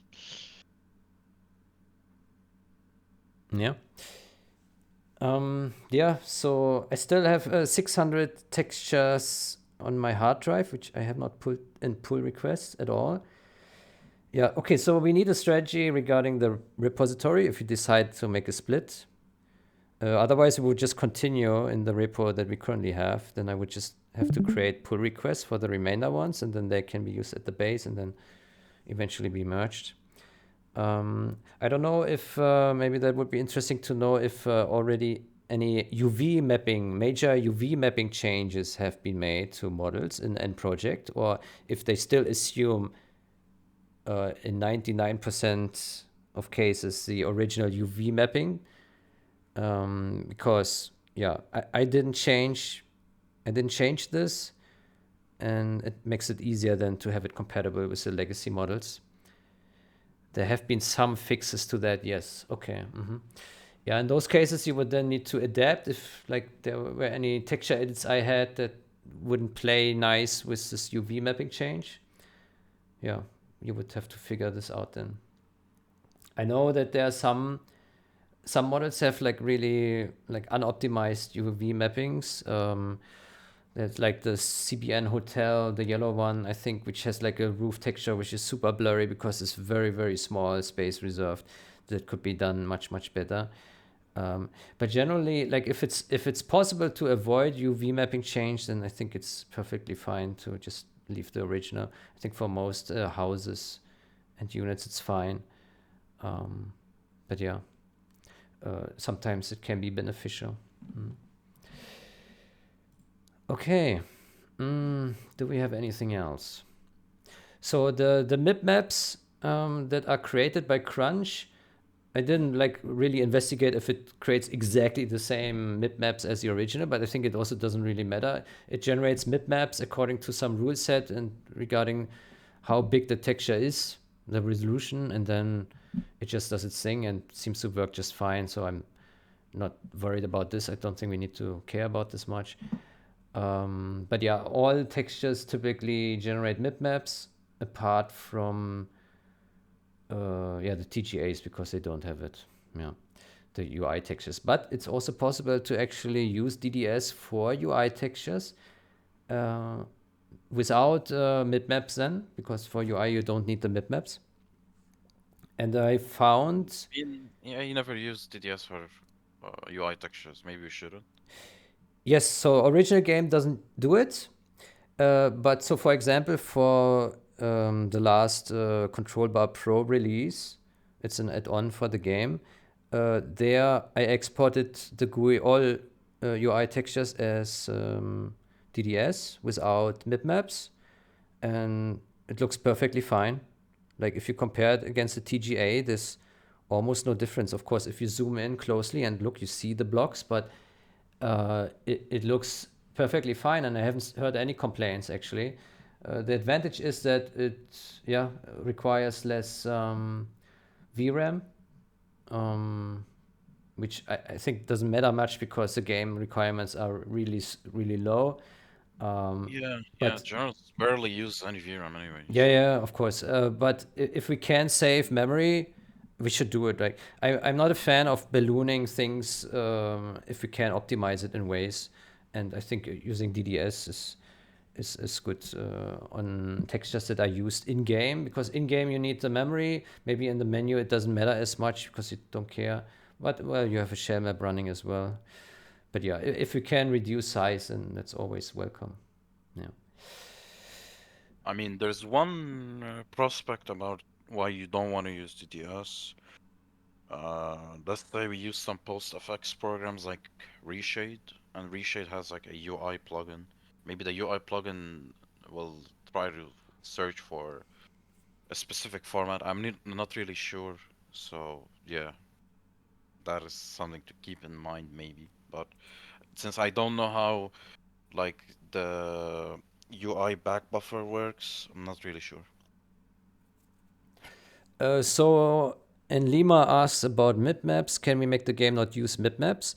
Yeah, it's technically possible now, especially since we have the source code. Yeah, there's a class that does a mip mapping for the DDS. Maybe we can have like a command line argument, for example, for starters to set this. Yeah, something like that.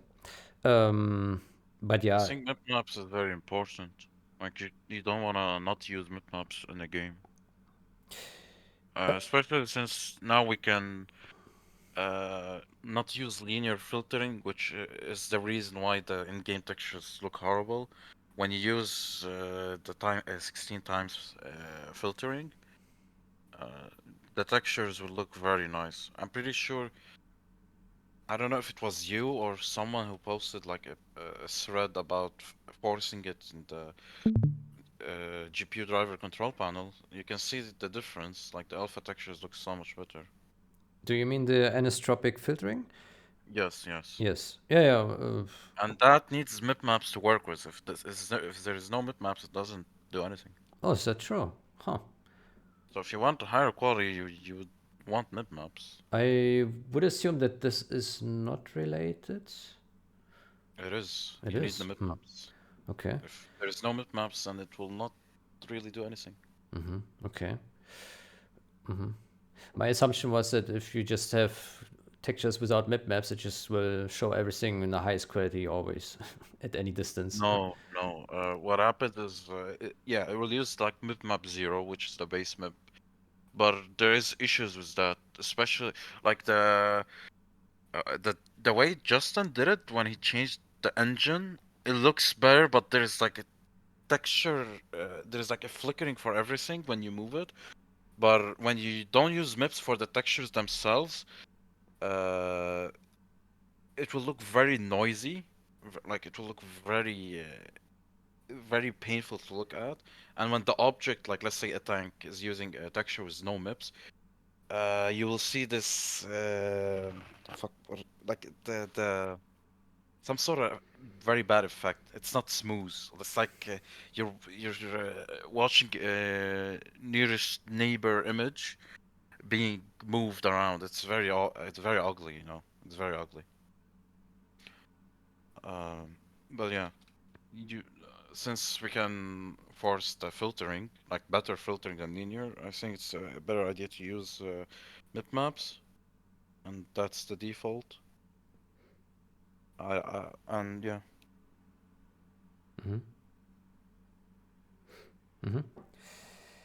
Yeah, well, right now it's set up with mipmaps for everything except TGA. Yeah. Good. Let me look through here if I see anything else. As I said, we don't. So in the super patch repository, we haven't touched models for the most part. I think Comi has added some model fixes, but he did them with a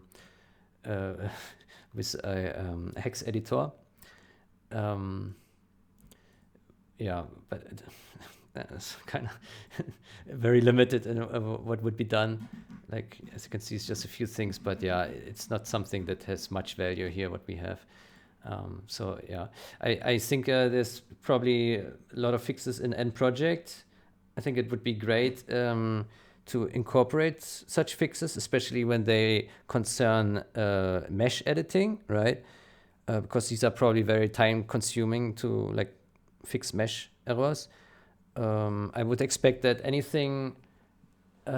errors that concern like material settings, like with texture passes, or like if they have both sides show the texture, or things like this, those are probably easier to fix in bulk.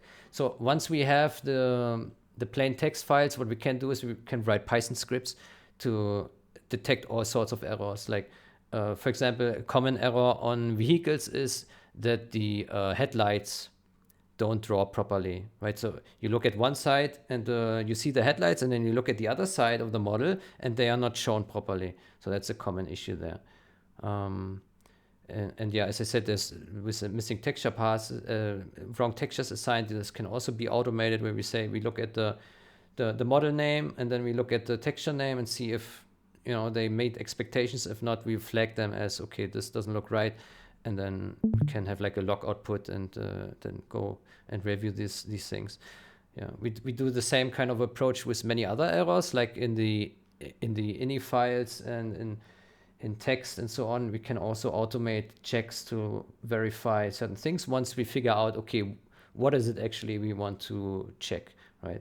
And since like there's just so much content in the game, it's good to automate this to really get the full picture of like, okay, what exactly do we need to touch to get rid of all of this? Because if you approach this in an unstructured way, there's always something that will slip through the cracks, right? So if you just go, let's say, model by model and fix things, then you will always miss something, because there's just so many things that you could fix, so many things wrong. That's my expectation, right?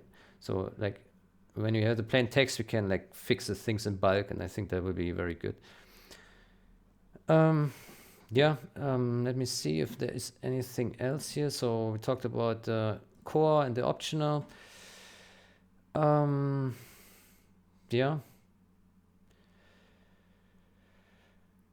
Yeah, I mean, so we have two options. Either we continue here on super patch branch and we postpone the splitting, or we split right away, but then yeah, we need to figure this out then soon. We need someone who would want to do this in Git, which is, I would say it's a lot of work. Probably my time estimation, it would take maybe 2 weeks to set this up, reset this up as new repository and get it all nice. Maybe longer. Yeah. But yeah, then the reward would be we have a like a clean separate repository just for art, and then like other projects, for example, could just say, okay, we just want to use this art repository. We don't care about the other parts of this, right? And in the future, maybe we could also do this for other things like the models and the sounds, and also have separate repositories for these in the same kind, right? So I think sounds will also grow if we do plan to also polish the single player sounds. Right now we only have polished multiplayer sounds, but the single player sounds, they're much larger because they have longer dialogues, right? So the multiplayer voice lines, it's like 1 second here, 2 seconds there, right? It's really short, so that's not much. But the single player, they have a lot more data, so this would also grow repository size. And models, probably not too much. Models, maybe 100 megabytes, maybe, I don't know. Would have to see.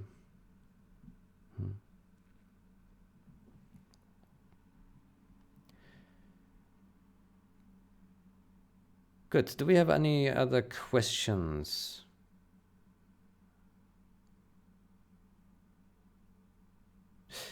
Yeah, sound. Yeah, it seems good on the surface, but once you listen in very carefully, you hear a lot of clicking, humming, like background noises. The studio that they recorded the English audio in was not particularly clean. It's much better on the French languages. They actually have the best audio, I would say. They use the high quality sounds. The German obviously is trash because of the robot voices in the censored version, and the English, yeah, it's a mixed bag. Some sounds are okay to begin with, or fine, but then others are pretty dirty. I think you can hear it in game when you, for example, control the troop crawler. I think, yeah, the troop crawler, China troop crawler. Just move it and you listen carefully. Turn the music off and just move it around, and you will hear the humming in the background. Yeah. And yeah, many sounds have this kind of things, but it was all possible to fix with software, so that's okay. And maybe AI can actually help us fixing this for the single player sounds, because doing it by hand requires like different steps. You need to create like a noise profile that matches this kind of humming, and then apply this, and then sometimes you have like these manual clicks, and you need to really carefully identify these, and then apply like a here effect to this to fix it. It can be really time consuming. So maybe if we have an AI solution that can just run over all the single player sounds, maybe that could be great. But that's another topic, right?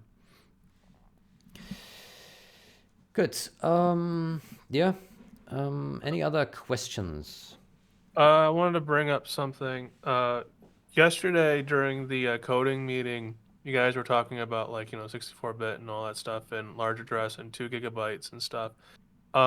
Once we start upscaling textures to a higher resolution, everything will balloon tremendously, to the point of we're definitely going to be going past 2 to 4 gigabytes of RAM. Mm-hmm. So I think until we actually have a 64-bit, I know there's a build out for 64-bit, it's currently in works, but until we actually start merging it into the main code, I think we probably should consider postponing upscaling for a little bit, because until we actually have until we actually have a stable build that we're all using that can do high resolution textures. Mm-hmm. But for the time being, I think 512 is the highest that the textures are at the moment. Oh, I think there are some with 1000, 1K. Yeah, depending on the size of the atlas or the size of the textures. We probably should keep it to at least baseline 0-hour standards until we actually have something where we can go over 2 to 4 gigabytes of RAM. Yeah, for me personally, the original texture sizes are perfectly fine for the game as is. Obviously, there's always the option to have them larger and then everything looks more crisp. As I mentioned previously, I don't think it makes much sense to commit to like an upscale and then just go with it, because the upscale comes after all the texture bugs are fixed, right? Because if you do the upscale now, you inherit all the bugs, right? Right. So, well, bugs in quotations, or the errors in the texture. So first, like the foundations need to be made where everything looks polished and good, and then you can slap on the upscale. First, the decompression step, if it's not baked in the source texture, and then the upscale. And then you can experiment with different models. And it's also something that we don't need to have committed into a repository. Like, I think what we will do is we will simply have in our mod builder, we simply have an option to say, okay, I want to build textures, AI upscale, or you do it separately and then you bundle them later with like a template or something. Because it's not something we need to push anywhere and bake in. We can always generate these things and then just distribute it, right, as it's generated. The like, I don't think we're ever going to be needing like 4K textures for the game, unless it's for, like, for some type of landscape map or something, some type of landscape like texture, like a parking lot. But so I don't think we have to worry about going over super high with textures and resolutions if we ever do get to that point. But yeah, this game is. I think this game looks fine as is in terms of texture resolution, because no one is going to be like someone like the guys, let's say in chat. The game's gonna be mostly zoomed out all the time. It's very rare anybody's gonna zoom in, and anybody who does zoom in is probably not playing the game to play it, but more or less just to observe it. But yeah, I think like bumping the visual quality is obviously great for presentations, right? So if it's live streamed on YouTube and everything looks prettier, then I think this is also pleasing for the viewers, and then the spectator can zoom in close to the landscape and show the units and the action up close. I think that's also But nice. one thing I probably should make note: if we ever do consider doing high resolution textures, I think high resolution models should come way first, like, because we know what the soldiers, the civilians, the human models look like in this game, where we just zoom in, they're literally just like a jumble of polygons. It's like high resolution textures is not going to mean squat if we don't have high resolution models. So I kind of feel like that right now we should just for I know everyone's talking about upscaling and whatnot. I think we should just try to keep things baseline, fix the bugs, and then until we actually start getting in brand new assets, high resolution assets, that's when we can consider going for higher texture atlases and just high resolution textures overall. Yeah. Personally, I'm not speaking for everyone, right? Just for myself. I think there is great value in preserving the original content as much as possible. Like, I mean, one can always ask for like swapping the model, but then there is the risk of like losing the original charm of the visuals, right? I think there's something to say about preserving the original look of the game, and like anything that goes way overboard will change the visuals. And I guess some people will like it and some others maybe not. And I think there's also value in like having these low standards, like with texture sizes and polygon counts, because it really makes it lightweight.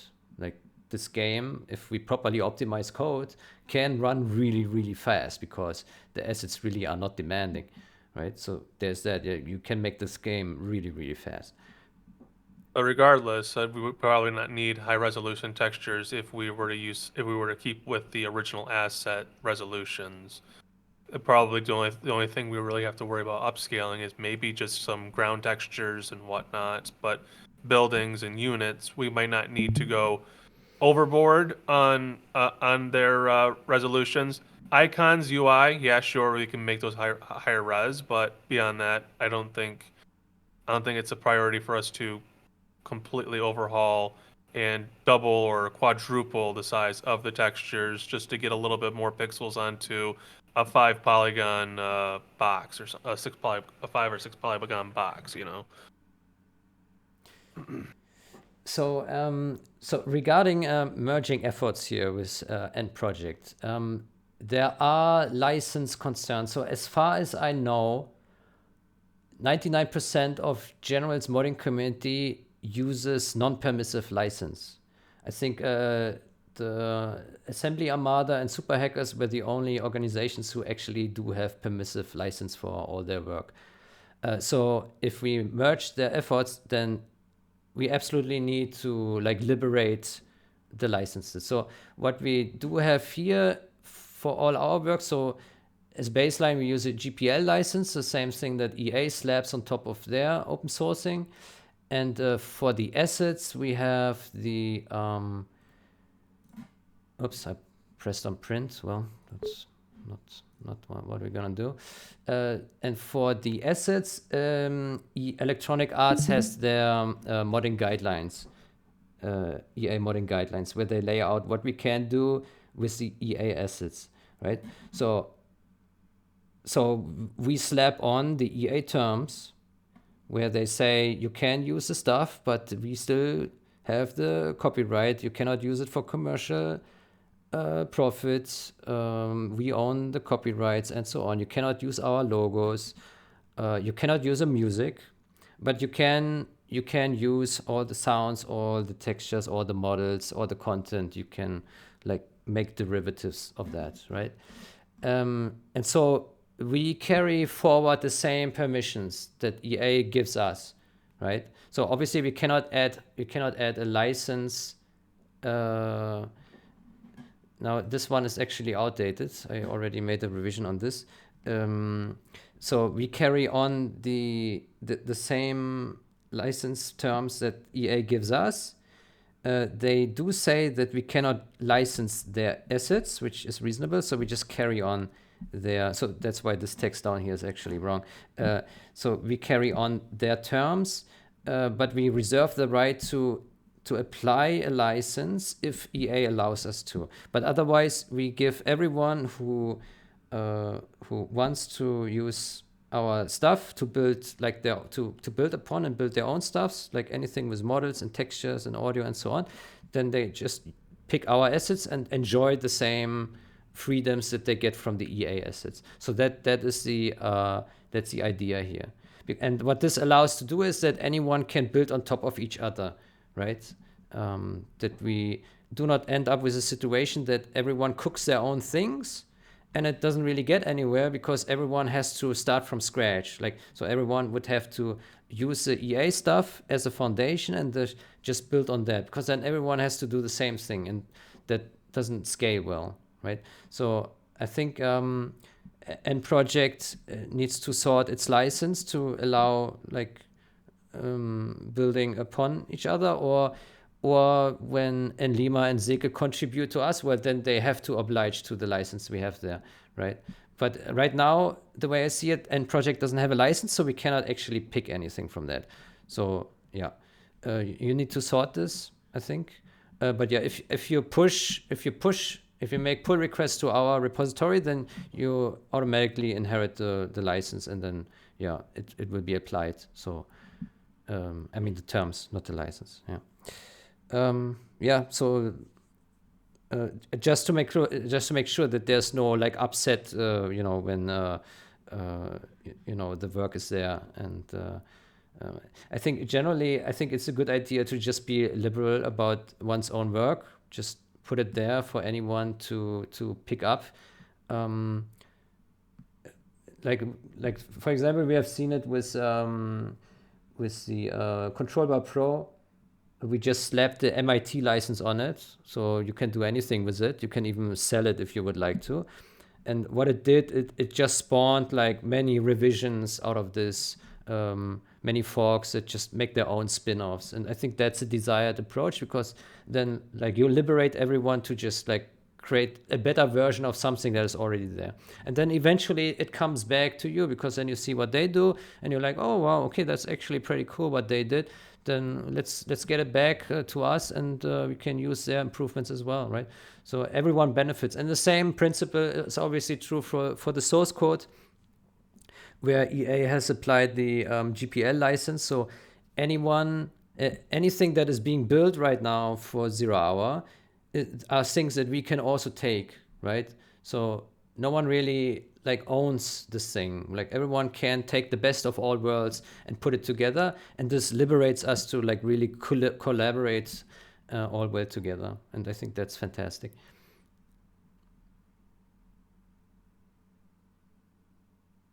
Yeah, but as I said, this line is wrong. I've already updated it, but it seems like it's outdated here in the branch I'm in right now.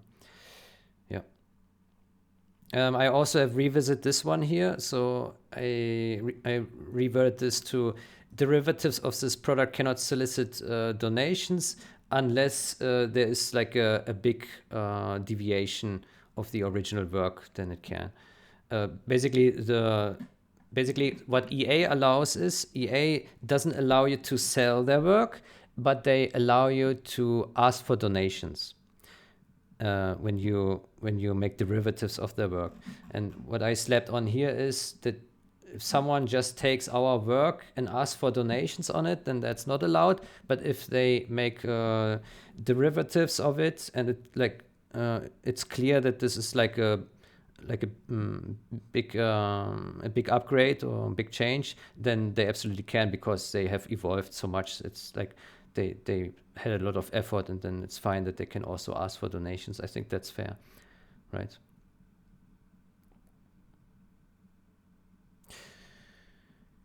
Okay, any questions? Oh, there was one thing. You brought up in a previous discussion about, well, not a discussion, but you were talking about textures, and you guys had a logo you had you removed. Could we be replacing these logos? Like you had like a texture, I think, for like a warehouse or a company building. Yeah. And you had and there's like a real life logo in there. Is it now was that logo like a part of like a billboard or like a sign or something? And if so, were we able to just replace it with like our own, not specifically our own text, our own logos, but like made up logos that fit within the universe? Yeah, I think this logo is actually not shown on the model. So it's a big blank space on the texture. It's not used. We can double check. So it says styles something, right? And yeah, there's no such thing here. Is that maybe not like a sign that appears on the roof somewhere that's not entirely on? No, I think it was not. I could be mistaken. Maybe I'm looking at the wrong. Oops. Maybe I'm looking at the wrong thing. But I think it was not used. And the reason why I covered this in gray was simply, okay, let's hide this logo, just so that exported DDS don't contain this logo anymore. Right. That was. There's also, what about billboards? Is there like like company billboards or stuff anywhere in the maps? Or I looked. There are billboards on some houses, yeah, but often they are. You can't decipher what's on there, or it seems to be just some made up stuff. Yeah, the Styles one was the only one I think that looked like a real company. Yeah. Yeah, but Leggy, the road signs that you mentioned, I think Sezon had to modify them because the exit was on the wrong side of the road. I didn't on the highway side. I didn't actually touch these. Oh, there's an issue at least then open. Yeah, that they show you the wrong way of the highway, right? Yes. Yeah, a big issue needs to be fixed, Blocker. Yeah. Excuse me, may I ask a question? To clear things out about the license. Does it the new version does it allow for you to accept donations, like not for the project, for the game, modded game, but for your work, like of the community, to further improve it and etc.? Can you clarify this? So the EA Games said that okay, you can't use this game, this source code, for example, textures and etc., for commercial profit. Like for example, you can't make your own game and sell it in Steam, like direct translation. But on the other side, could you like you're a big community, and of course you need like money for infrastructure. Maybe you will like to host your own servers or etc. So there will be a need for money. So maybe the license should accept, like, should allow you to receive donations for like for your work, like other stuff connected with the game. So in the super patch repository, I did put a donate MD file. Let's take a look at this thing. Where is it? So here I have a donate MD, and that one just links to the Gentool account. I asked here to please add a note that what this is for. And then I also added some crypto addresses here that are really just reserved for this particular thing. I think they all have zero balances still. Right now, there is no need for donations because there are no costs. All the stuff that currently dumps on Gentool, I don't use for anything, so it just accumulates. I think right now I have 1,200 euros sit on the Gentool account, which just does nothing. The server cost for Gentool is really small. I think it would be great that in a long time, like there could be some oil prince that, dumps a lot of money and then we would have big budgets. But on the other hand, it's also not really necessary to have budgets because we don't do anything that requires much costs. Maybe there's a question of like licenses for some softwares that could be covered with this kind of thing. So if someone needs some license. I have a very important question. So like the source code does not cover the assets. So are we actually allowed to work with the assets? Because they're not covered by the licensing. CNC modding guidelines. Did EA give us permission to modify the assets and deploy them? So here are the Command Conquer franchise modding guidelines on ea.com. And here you can read through. This one tells you exactly what you can do and can't do. I made a copy of their text and I replaced mods with derivative works or something like this. Because I think mods is a little bit too specific. So like add-on is also like covered by this, or maps or something like this. And yeah, so this applies. They give us the permission to work on top of the original EA assets, except music, because music has like more things attached to it. The stuff from Frank Clipharty or whatever his name is. Yeah, this one is a different story. But all the textures and models and so on, this is all covered by this kind of thing. Oh, nice. Thanks.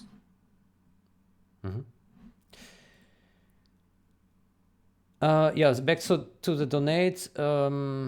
I guess if someone wants to ask like for donations for themselves personally when they contributed, I think that's also perfectly fine. If someone wants me to add here another link to another PayPal, I can do that. Right now, as I said, there are some donations to Gentool from various sources. So Gentool itself, Control Bar Pro sometimes gets some donations, and this project, and I also have it linked in my videos that I make on YouTube. But yeah, all the stuff that goes in Gentool or the addresses here is meant to cater to the projects. So I don't take anything out of this. It is there, but it just accumulates and does nothing really because we don't need it. But if someone says, okay, I need license for something, or I need to buy a microphone to be able to speak here in our meetings, then let me know and I can pay that for you, because we do have here community funds, so it's not a problem. And if someone has contacts to the oil sheiks in the Middle East and can get them to donate big sums for our work, then I guess that would also be appreciated, because then maybe you can also pay some small gifts for contributions. I think that would be nice. But yeah, I think for most of us that is probably not necessary, because we are perfectly happy to work for free as well, because it's a hobby we like to do. Yeah, there's also a comment from Legionnaire in chat, like Community Outpost also has funds, so if we need to chip in for any costs, just let us know. And we also have resources in terms of other things, so people and equipment that Community Outpost already owns, that we can also contribute towards this project. So the XGen says, I don't see why NPM needs a license.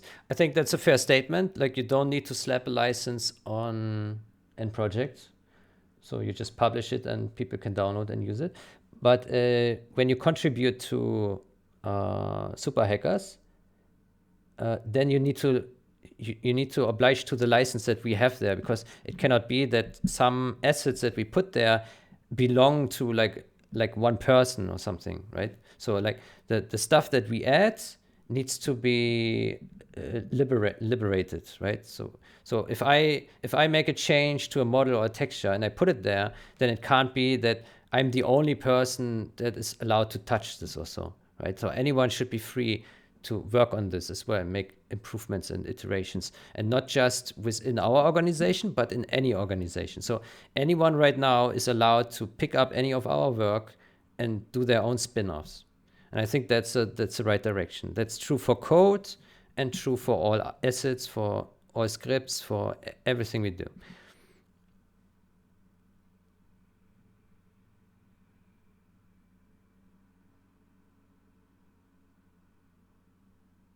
And actually, it's also, we are not allowed to put licenses on EA assets, but we can carry forward the same permissions that EA gives us, right?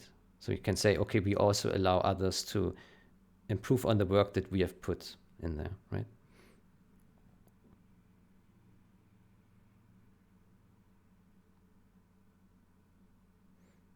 Great, great.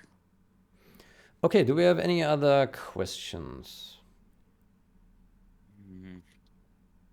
I did ask XGen a question. I hope he answers me.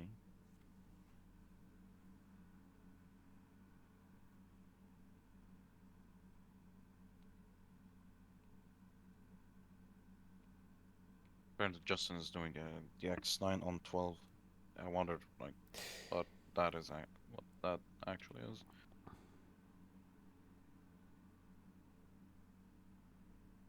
So if I want to compile a project, what should I do? Like, should I ask for binaries, libraries, all the dependencies from another developer, or what? To write you into personal messages? Regarding what? I would like to compile the project. I mean, the game. Okay. Yeah, that's a different story. That you can. Yeah, so right now it's possible to compile with VS6, but not yet with modern compiler. We're working on this. Okay, so just wait, yeah, and ask. You can already you can go on J Marshall's fork and tinker with that. Yeah, I've seen.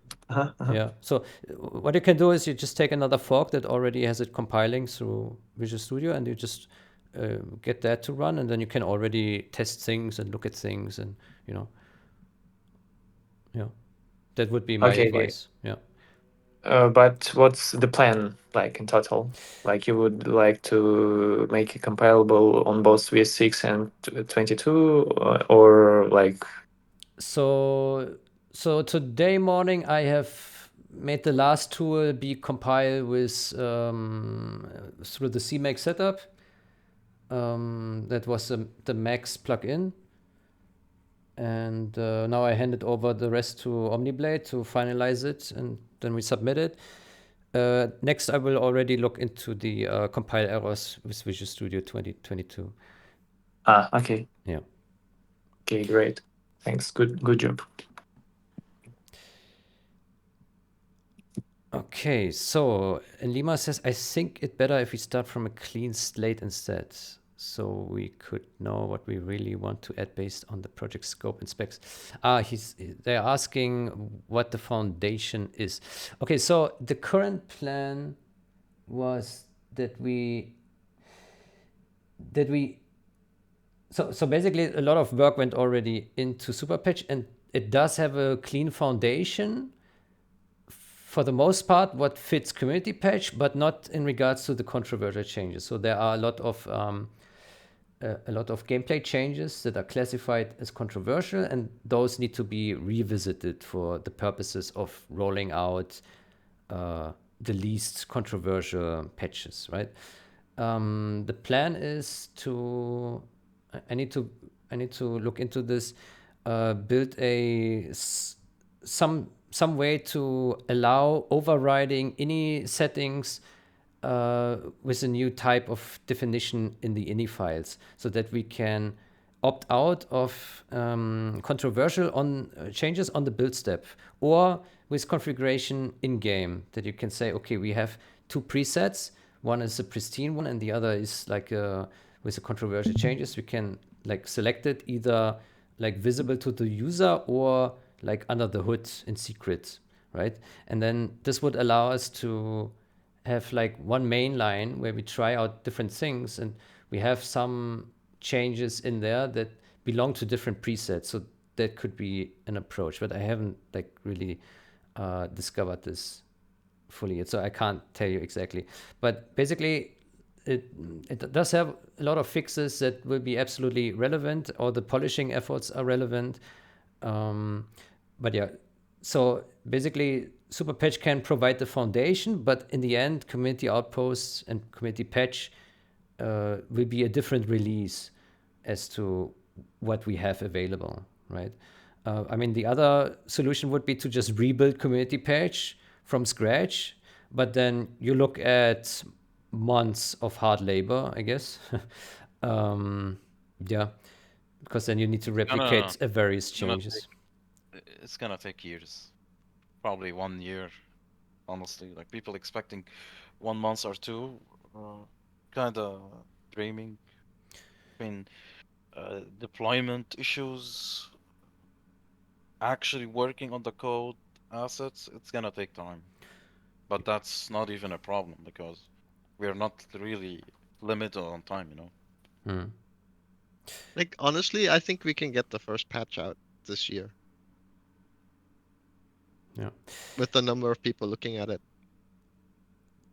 Yeah, I think for the first, that's obviously a different topic to the textures, but for the first release, we probably don't even need to use Superpatch as a foundation. You just like, you create a new repo, and you put some basic bigger fixes that we know don't affect game state, and they're good to have. But we don't go full all in, because for a 1.04 compatible build, I think too many changes would need to be made to Superpatch, because it was not started for this purpose. It was started for just fixing all the junk that is in there, right? But I think once we drop the compatibility, I think it's a good foundation. We just need to sort out the controversial changes. So anything that is a bug fix that needs special attention, or any like tweak that address some balance concern, but we don't want in the end, right? So these things need to be figured out then.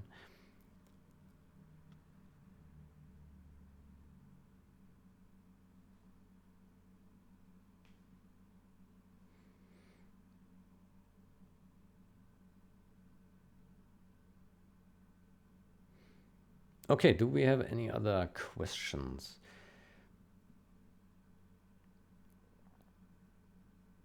Okay. Yeah, so let me look a little bit into submodules and figure out an approach. If I don't figure out something good, then we can just continue on the branch as is. I mean, everything is set up there and it just works. I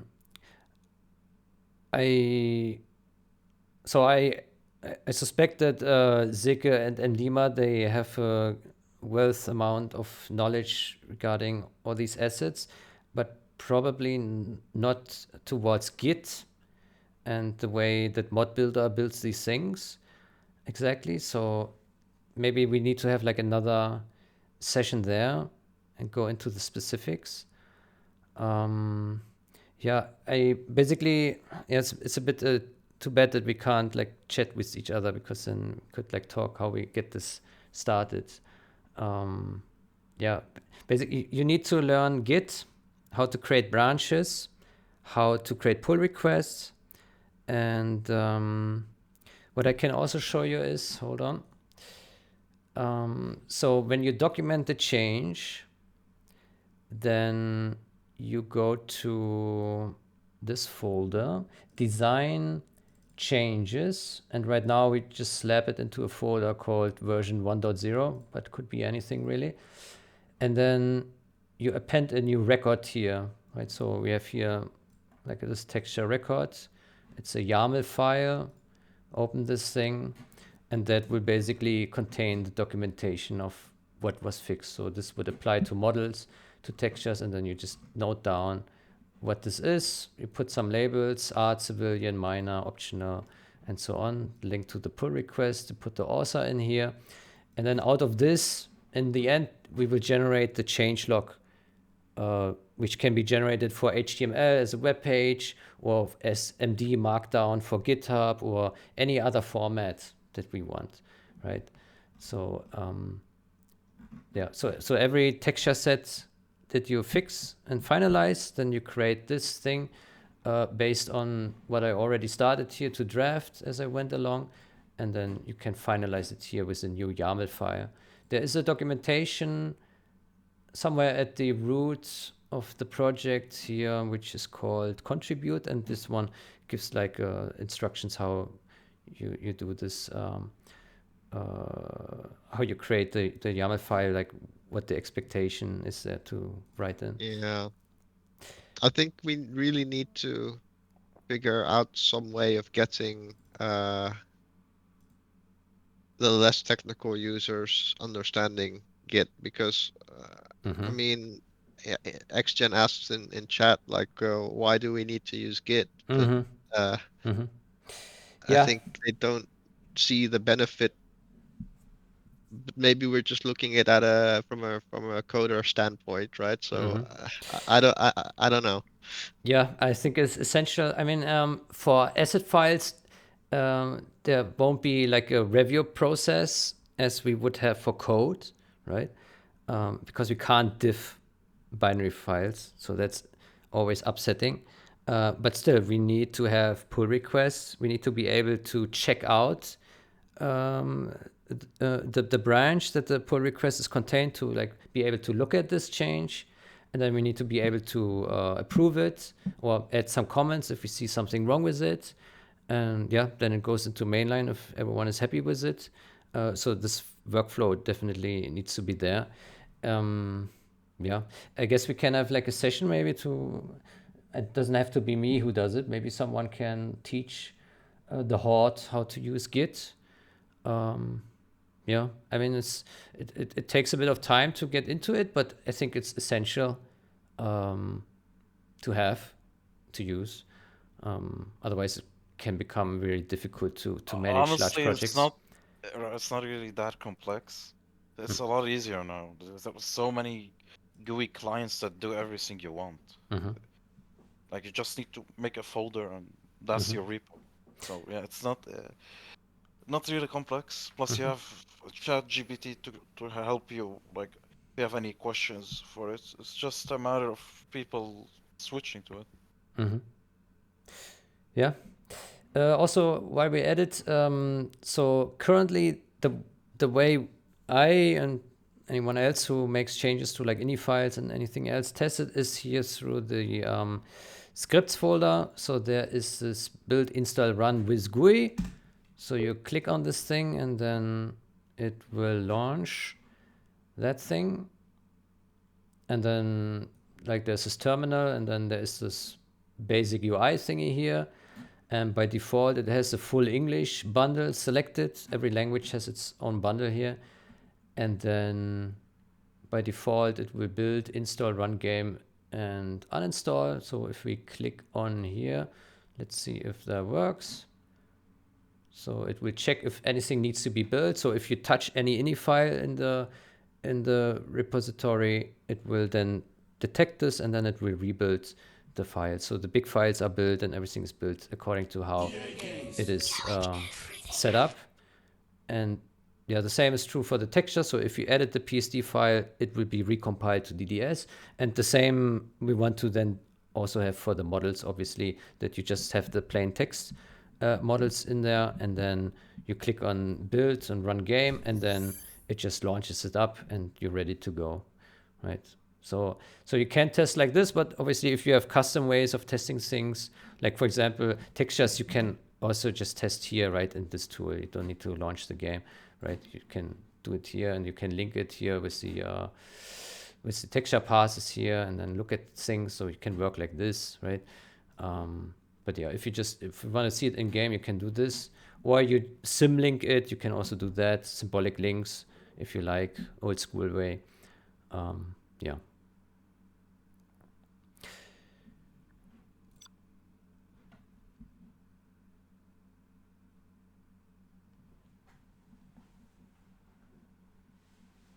Okay, the XGen asks, I understand logging changes. I don't understand mod builder and everything else.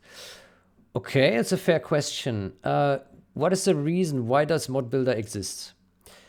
Mod builder exists because packaging up everything by hand is an enormous task. Enormous. Because keep in mind, we build a core bundle, we build an optional bundle, we build bundles for all native game languages plus 3 additional languages. So that's 12 languages. So what you end up having is, so if you look at big bundle items, so this one is now just for English. If we would deselect this one and start building all, then it would now start building all. So we will end up with maybe 50 big files, right? Which contain all sorts of things. And there's things like so the big files need to cater to different languages, right? Because the languages have different locales. There can also be differences in some files in regards to being an optional pack or a core pack. So for example, in the optional pack, we have decided to be a bit more liberal on some changes where we felt like this could upset the core players if we touch this. So for example, a good example is command set changes, so where the buttons are on your control bar, right?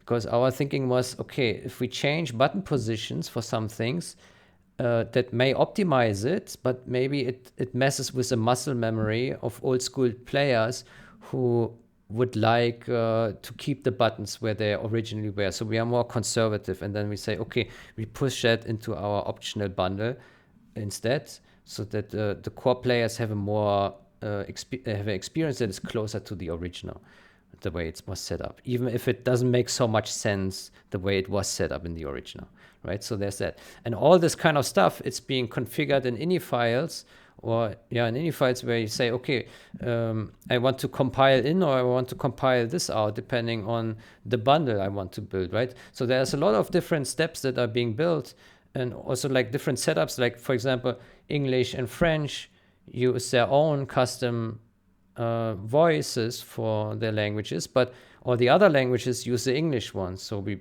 build the other languages with the English voices, and French and German, they have, they use their own. So like files need to be catered to different targets. Like, and if we did this by hand, it would be an outrageous task to maintain this, and it would also be error prone, because if we then like move something to the wrong file, or we did this and this thing wrong and that thing wrong, it takes forever. So that's why the build pipeline is catered to, we have all source files laid out. We don't put any compiled files into our repository, and we just build it when we need it, if we want to ship or if we want to test, right? So another example is the text files, right? So here, if we go to data, the generals.str, right? That's the text file that contains the localizations for the languages. And what happens on build step is it takes a localization of one language. So here in this case, US is English, US English. It will take this and then it will compile it into the CSF file, which some of you have probably seen when you try to tinker with the hotkey assignments, right? So then the CSF file is a compiled version of the text, which just contains one language, right? So if we compile for English, then all these strings here don't matter, and it just goes into just the English strings go into the English localization and will be shipped to the end user, right? So there's a lot of things happening on build step, and yeah, we need to have this automation. Doing it by hand is absolutely not feasible. Legionnaire, UK is Ukrainian. Yes, UK is Ukrainian. Yeah. Yeah. There was recently someone who reached out about Greek, which I found very nice. So I think someone right now is working on Greek translation. I don't know how many Greek players there are, but I guess it's always nice to have more languages for this game. And yeah. I think it's a little bit stupid, Leggy. I think it's not based on the language name, but the country name. These codes. In Lima, yeah, there's like an ISO page. If you go to Wikipedia and search for ISO language codes, then you find like a list of these 2-letter words assigned to languages. Yeah. And Lima asked question about STR. I don't remember. STR file supports multi-languages. Is this a new format? Yeah, this is a custom format which we called multi-STR.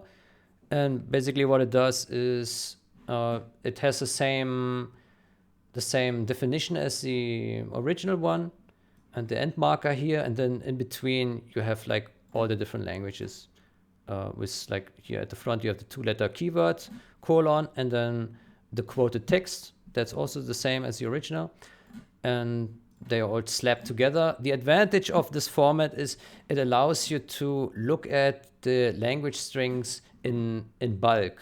So, and this makes it much easier to cross-reference different languages. So when I look at this, often I look at USA, at English, and I look at German and French and Spanish and Italian and Brazilian Portuguese, and I can kind of see like, okay, do they match? Because it's kind of easy to see like if there's an error between these 6 languages. The others I don't really understand, especially here the Cyrillic ones and the Arabic ones. But yeah, it makes it much easier to make fixes for all languages in one go. Because if we had it split apart, it would be you need to open like multiple windows and try to find these separately and all this kind of stuff. It becomes hard to maintain, I imagine. That's correct, but that's also part of what the mod builder does. I don't know what his name is in the chat. It takes this file and it converts it to generals.csf with one language in it. Mm-hmm. Yeah. Depending on the target, which is why you have all those options in the mod builder, which target language you want to build for. Yeah. So Yeah, so the file, if you drop this file right now into the retail game, it would not load it. But back in the day in Thyme, I have already added functionality for it to be able to load this file. So it is possible to load this in Thyme right now, and I will make a port to the new source code we have and make it work there as well. And then it can also be loaded right in there. And this also allows to load UTF-8 strings. Original game cannot load UTF-8 or any non-ASCII through this file. So you can't load like Cyrillic with generals str. The game just cannot use it. But with the new code we have, we can do it, and then that's fine.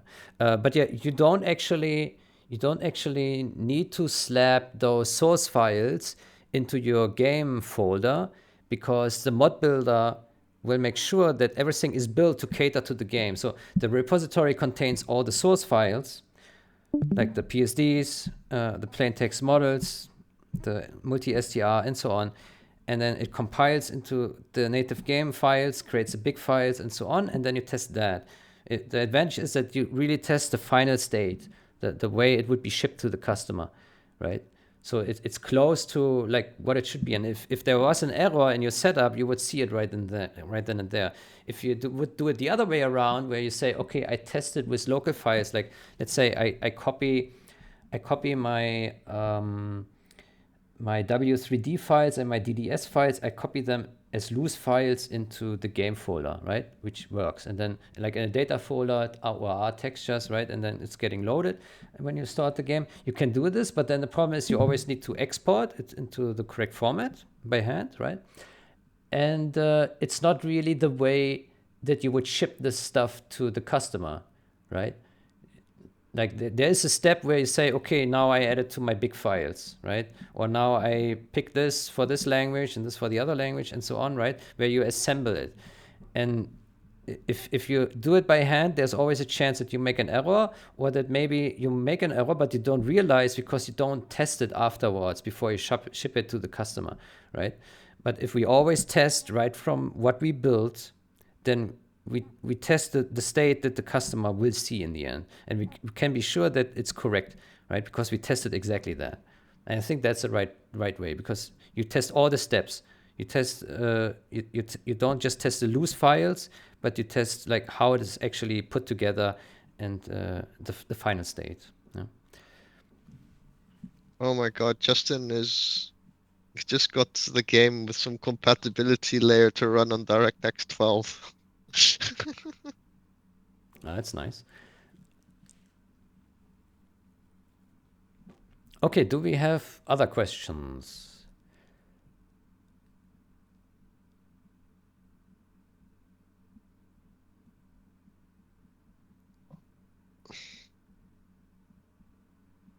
Yeah, and Lima is typing. Yeah.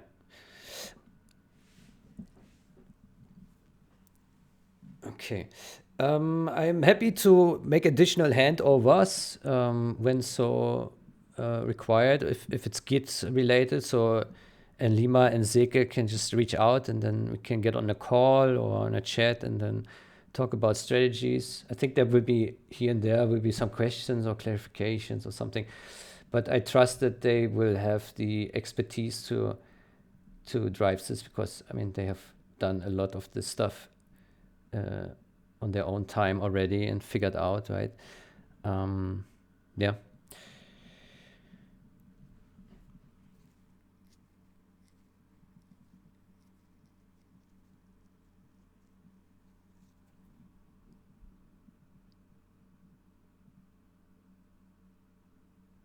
I do wonder. So this has always been like a problem when we tested things with Max plugins that were available. We tested many, but there was no single plugin import plugins that would not destroy something from the original asset. There was always something wrong. The same is true for the Blender plugin for Blender, that is also destructive. Every time there is something wrong, and you need to identify what it is, and then either you say, okay, I don't want to deal with this and then try something else, or you need to correct it then, right? If you figure out what it is. I do wonder if that is universally the case, or if there is one proven way where we say, okay, there is this old program, there is this old importer, and I know for a fact when I use it, it always imports it 100% correct, because when I export, it creates a file that is a binary match to the one that was imported. I wonder if that is true.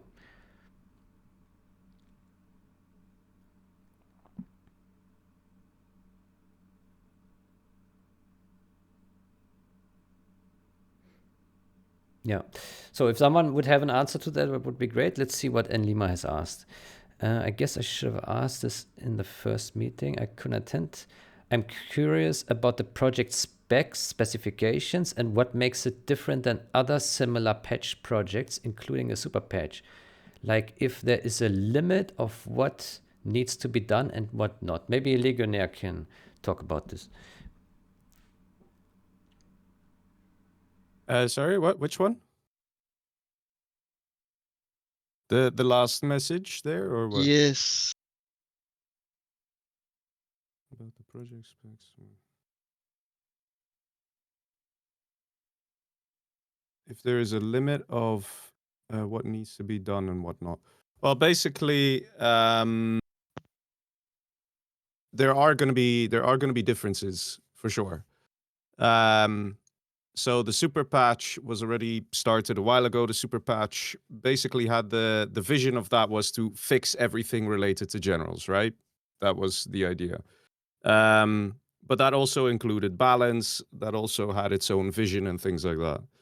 The community patch, at least the first one that's gonna go out, and probably the next one after that, is sharing some of the vision, but it's not exactly the same. So the focus is going to be on the community, keeping the community happy, which starts with retaining compatibility. So as Setson has said a couple times, we'll be focusing on like cherry picking the things from the super patch to see what is just downright a plain fix. So if there's something broken in the game and it's been fixed, then we will include that in the community patch. But we're not going to do anything that is like controversial or changing balance or giving players advantages if they play on the community patch or not playing on the community patch, things like that. So that's sort of the idea. So it's going to be a significantly more toned down version. And on top of that, we might implement our own features. So we still have to look into how we're going to do like the Gen tool screenshot uploading thing, but it could be that we will host such a server within Community Outpost such that later we can expand on that. And instead of just uploading screenshots of matches, you can also get more match data, match statistics, add an ELO and things like that, expand it further in that direction. So then in that sense, it would sort of split off a bit from how the super patch is, because the super patch will just focus on their vision of how to fix the game and stuff like that. And once we do get to the more controversial stuff like balance and stuff like that, then Community Outpost will play a very active role in discussing with the community how we can approach it. And at the same time, it's going to be very important that people don't feel like they can't play the game they want to play it. So if they want it with, the original balance as it was in 1.04, then that option should be provided so people can play it like that. And that's roughly it. So at this stage, we're going to focus a lot on compatibility and mostly just try and integrate some fixes and integrate some features that people have come to expect from Gentool, for example, as well, just to get that natively into the game. And yeah, any other fixes that can be thrown on top of that, essentially. And that would probably already be the first community patch release, literally encompassing those things.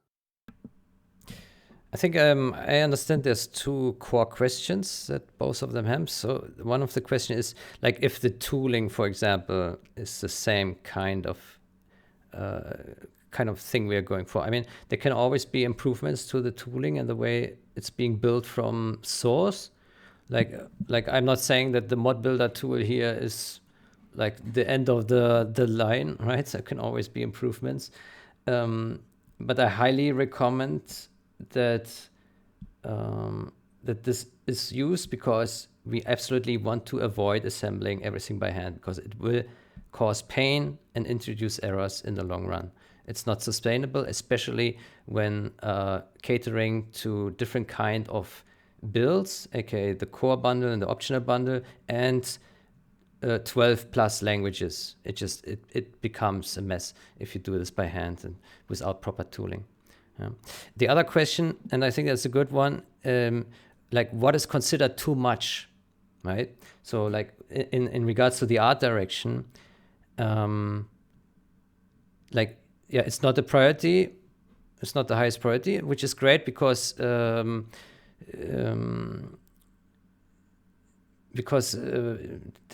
fixes like crash fixes and so on are obviously much more important, but it's something that can be worked on the side, right, already. And I mean, there has been great progress on both end project and in Super Patch in regards to assets. So, and it's something that just evolves, and eventually there will be a stage where we say, okay, now we can ship it and it looks great and it sounds great and everything is cool, right? And I think it's a discipline that someone can focus on while others focus on other work, right? So if I wouldn't like to program, then I would also be happy to work on this kind of stuff, but it's just too busy. So what is too much? That's a big question. Like where do we say, oof, this is deviating way too much from the original art style, right? Or this one goes in way too much detail or something. This is the way I understand the question from Enlima.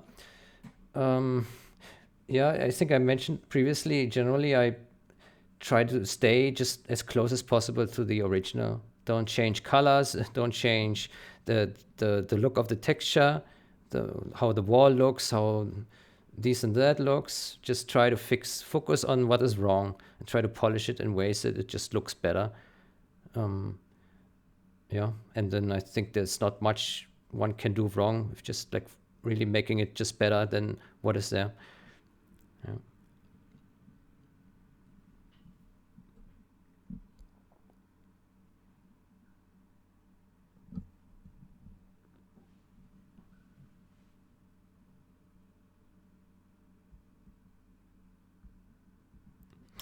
I think the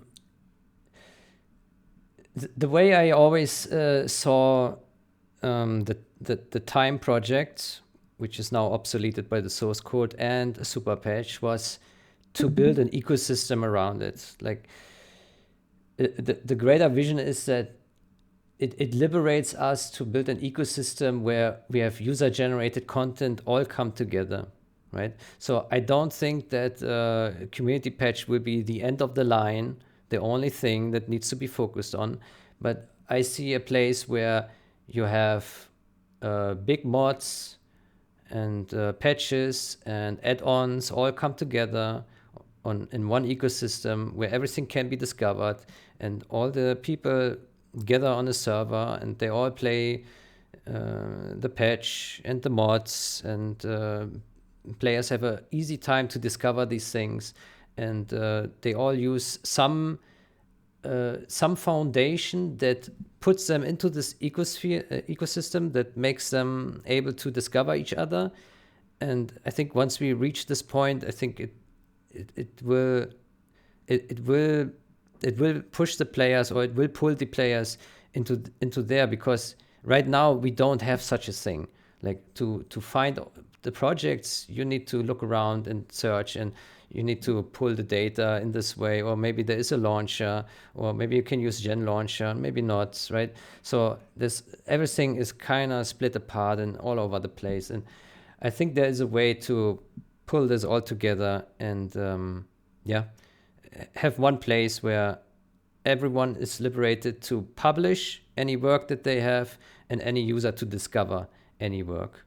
Yeah, and I think that will be a big goal. And the way that super hackers will deal with supporting community patch, we see Community Outpost as our primary customer.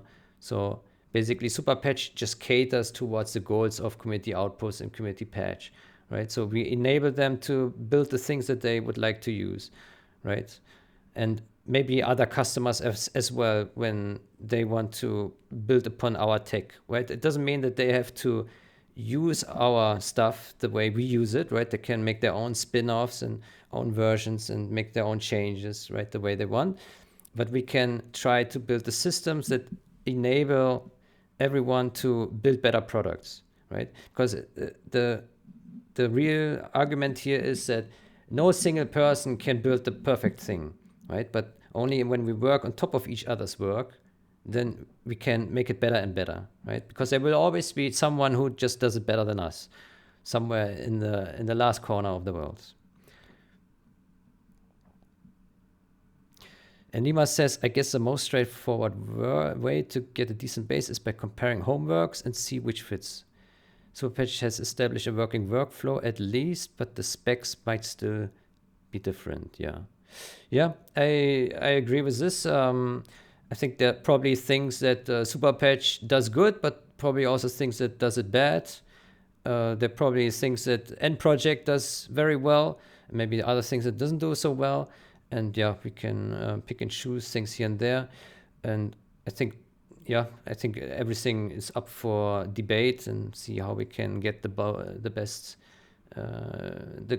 base, that serves Community Patch, both with code and with data.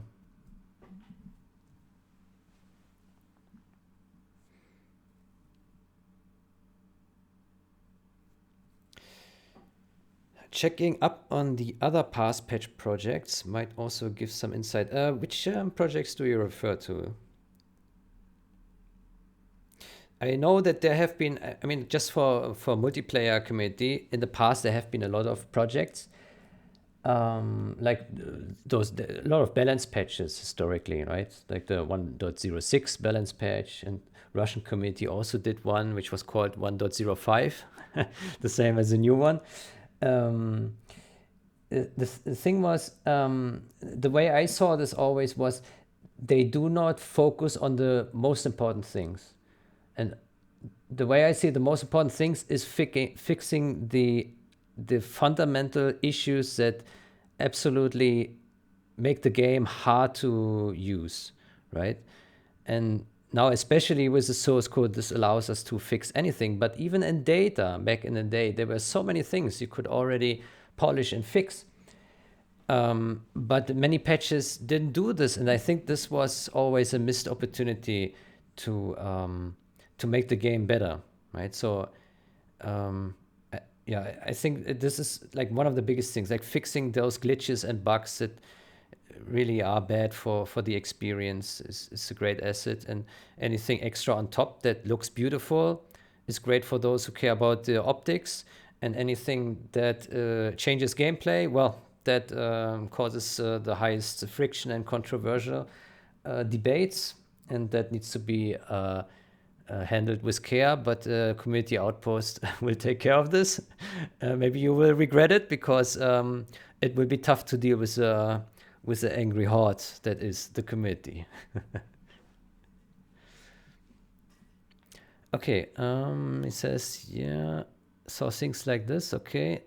On the modding side, there are mods like Progen and Shockwave to some extent that have fixed stuff already, hence why comparing homeworks. Yes, there is, hold on, back in the day, we did have here in the design, references? No. Let me see. Tasks. Here. So in the task, we did take a shockwave things, and we reviewed their change log, like what they have in there. And then we said, okay, let me make this larger so you can see better. And then we said, okay, is it relevant for our purposes or not? And so we reviewed that thing. And there are some things like marked as improvement, maybe not relevant. Most of these things are not relevant because there will be gameplay changes or changes specific to Shockwave. But yeah, to draw ideas of what they do here, right? We did the same with the end projects changes. We reviewed all these guys and saw what was in there up to, what is it? I don't know. Some version from 3-4 years ago, right? And so we reviewed this. What else is there? There was map task. What is this? Map changes. Okay, from end project, some map changes. From Contra. Yeah, just a bit here. Reviewed this. Maps we have actually not touched at all yet. I think Tanso will take ownership of, he's not here anymore, will take ownership of maps.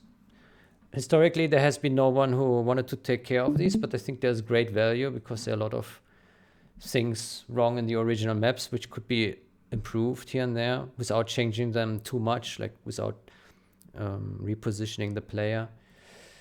There is where the Comi task, where Comi had a bunch of fixes on his repository that I think was already all done, and was also cross-referenced with NProject because NProject also had things the same way fixed. And then there's advanced AI we have here. But yeah, there are probably more projects. I mean, I guess someone can bring it up and see, like, okay, maybe there are more ideas out there of fixes that would be nice to have. But yeah, it needs to be discovered. I think there is a good chance that there are many things that we don't have that exist somewhere else.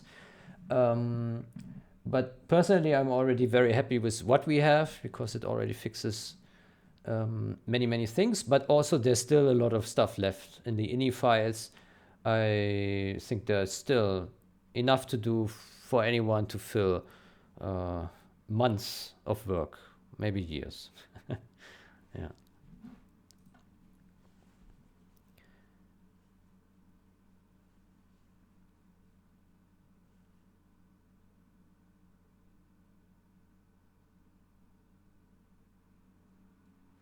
Good. Do we have any other questions? We are 3 hours into the session. I think I have one question about Gentoo. about Gentoo. Okay. Where does it stand? Like on the licensing term, if it gets merged into the source code, if you want to say, rather than be a DLL, it becomes part of it, no. or is that not allowed? Gentoo is meant to be entirely obsoleted in the long run. Personally, I have already seen it deprecated since 3 years. The goal was always to get rid of this thing. It's old tech. The core ideas of it, like the widescreen fixes and some of the things it does to fix some things, can be carried over into new source code. But anything it does, like the menus it adds, or like the auto download of maps and all this stuff, anything that doesn't really fit to the base game is would have to be redone in new tooling, right? I don't currently have plans to make the code public. It's still being used, the tool. Yeah, but I assume like the anti-cheat code will be used, or are you just gonna do a completely different anti-cheat code that is not even Gentoo? Yeah, I don't think there's much value in the anti-cheat part of this tool. Because it's not that sophisticated. It works for the limited requirements we have in Community. But yeah, I mean, I guess like the map hack detection in the replay, this is what we can re-implement in the source code. I guess what is unique to Gentoo is the collection of the replay and the screenshot and then uploading this to a server. But maybe this is something that Community Outpost can replicate with a new tool. Yeah, I mean, it's just a bunch of features. And in the long term, ideally, we deprecate all of this, obsolete it, and we focus just on pure game and data and put it there. I will once we have the setup done for the code with modern Visual Studio and everything, then I can at some point then carry over some of the fixes because I do have the reference implementation, and then to get it to like a similar state with the white screens, for example. Yeah, and some other things. Like, for example, in the original game, you cannot lower the control bar in the replay, right? So things like this, small quality of life improvements can be transferred over. Also, I think you can't. There's no chat if you're an observer. Yeah, that too. Yeah, but that's probably like you can probably change the source code to allow such changes. Obviously, right? And Lima says, N project is in a weird spot because it was started as applying fixes reported in certain forum and then later added, cut content, revivals, and in-house stuffs later on the fixes being piling up that many requested for fixes only edition. Current iteration of the mod is in a rather awkward position. Yeah, I think I had loaded N project mod, and one of the big things I noticed was that the infantry is much, much smaller than in the original, probably because in the original they're kind of absurdly large, right? So they're as large as a tank or a house, right? But yeah, it was one of the big differences I saw. Yeah, but I think I think the goals from Super Patch and projects are similar in the way that they want to polish and fix the game, right? So yeah, cherry picking the best of both is probably a good idea. Right now, the plan is to continue with the Super Patch on the GitHub because like the build pipeline is there. We have a very extensive commit history. We have excellent documentation. I would say every single change is documented in every ini file, in the string file. Everywhere is documented and added on top with the YAML documentation. So we have complete overview of what exactly is changed. And we can always revisit it and change it back or tweak it in new. And there's nothing we don't know about the state of the data because everything is there. Yeah, and I think that's very valuable because we absolutely want to have a full picture of this. Yeah, so we shouldn't run into situations where we have something, but we are not sure if what was changed. That's not a good position to be in, right?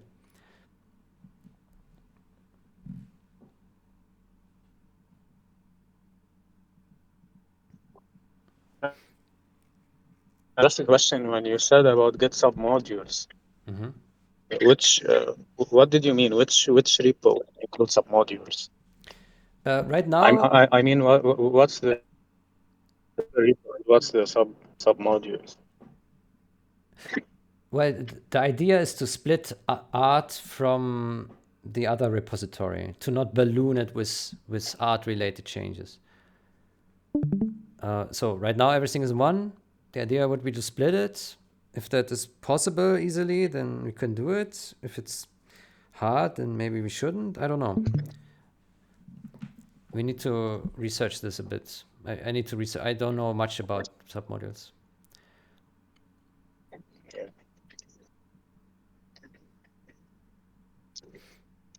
Okay. I really would like a break now, if that's okay. Yeah, if there are no more questions, then I would end here my presentation. I hope it was useful to get a bit of insight into the process and what is there and what is not there. We dropped off at CBN Mega Mall. Night textures need to be done. Still a lot of work. And yeah, but I think you can already, well, not all. We don't have a branch where all the texture fixes are in, but it would be possible to like load up the current state and you could already look at some things, and you probably wouldn't notice much because yeah, the changes, like the things, and it's the same for like what we have seen here with N project, right? When you look at it, you don't really see the difference, right? You have to look very careful, but I think that is a very good sign, right? If it looks almost the same, then yeah, I think that's great. Good. Let's take a look at some more examples here. Yeah, model fixes, normal fixes are like, you can't really see them, but they're still worth it. Like for example here, this house here above, right? If you look at it in game, you probably don't realize the difference, right? You only see it on the side by side, right? That it has the lights added and so on, right? Yeah. Okay. Then if there are no more big questions, some pics don't really have obvious differences. Yeah, but that's perfectly fine. I mean, the expectation is that it doesn't look completely different, right? So I think the way I see it here, it looks good to me because it still looks like 0 hour, right? So this actually it meets my expectations. Yeah, I even see here some light added to the door, so that's a nice detail. Yeah. Yeah. No, Okay. but the street light is missing. Oh, it's added light because it didn't have Mm-hmm. in the. Oh yeah. So this is original 0 hour on this side, and this is NPM on the other side. Yeah. Yeah. Mm-hmm. Okay. Good. Yeah, so I guess then it will be a lot of work for in Lima and Zigge to review all the texture changes to see what you need to slap, what you need to combine. I don't have an overview of what textures were touched in End Project, so I don't know the complexity. I can only say that in Superpatch, I've touched every civilian and faction building where I identified obvious issues, tangible issues that can be proven by looking at it. Yeah. And if I didn't find an issue, then I didn't touch it. If it looked fine, then it's unchanged. I think so. In some, it's probably around 2,000 textures that were edited, and yeah, the rest not. There's also one thing in the design folder. We do have a texture folder, and there I added. Let me open this here. There I added this one here and the gray one, and well, and we have the snow texture here. So the snow texture you can try to use to like repair some snow thingies, because I found that this snow, it kind of matches what I see on a lot of textures, but on the other hand also not. So they use different kind of snows on buildings, but this one can be used on roofs maybe here and there to repair something. And this texture here and this texture here, these I use for the rubble.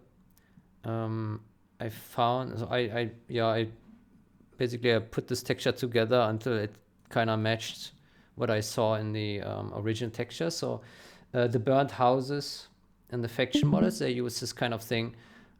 If we look at this,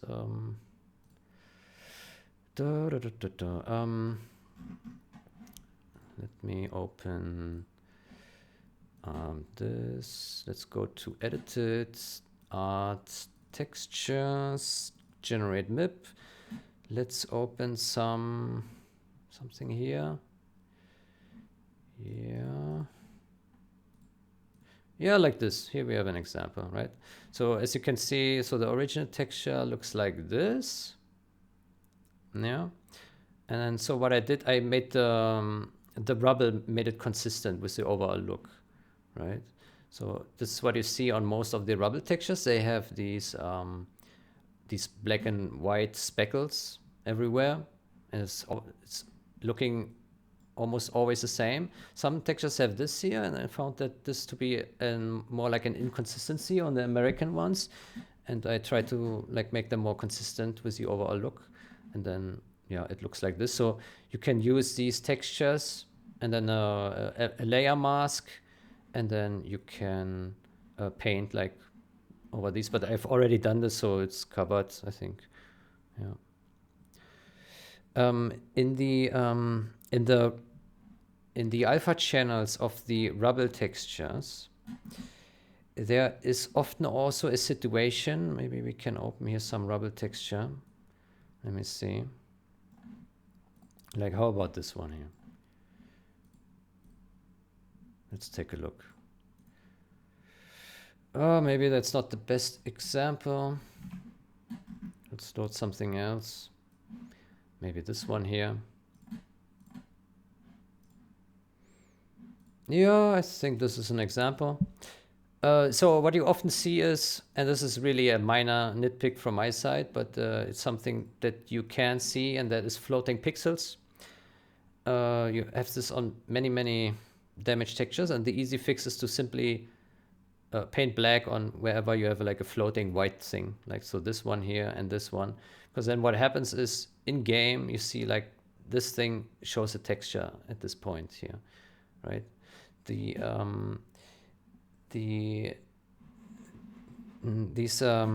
textures that put the holes, the alpha chance that put the holes in the rubble, in the walls and so on, they use black and white, but they do have the grayscale here, the transition from white to black. It does make a difference how the damages look. So if you just make these black and white, it does not look exactly the same. So like this one here, it will have very sharp edges in game then, when it renders, the texture holds. Whereas if you have like something that has more a graceful transition from white to black, it will have smoother edges on the whole. So it's something to consider, but generally speaking, like a black and white is okay. But yeah, if there's a little bit of feather in between, then that's also okay. Yeah, and yeah, this is something you can take a look in the rubbles. I think I didn't make a full pass on this yet, so this is also something that can still be done. Yeah. Okay, I would like to ask Enlima, Zeke, do you feel confident with this task to continue this? This is in the realms where you say this is easy peasy, no problemo, or do you think there could be troubles? The Git technicals aside, just the game content, or is there maybe something where you say, "Oof, this could be hard"? I don't want to continue like supporting this completely long term, but if I can also provide like if they upload the textures in a Git, in Discord somewhere with a change log, I can also submit it for them. Yeah. While they get up to speed on Git themselves. Yeah, I guess, yeah, if someone assists with maintaining how it's being pushed to Git, yeah, maybe that helps them.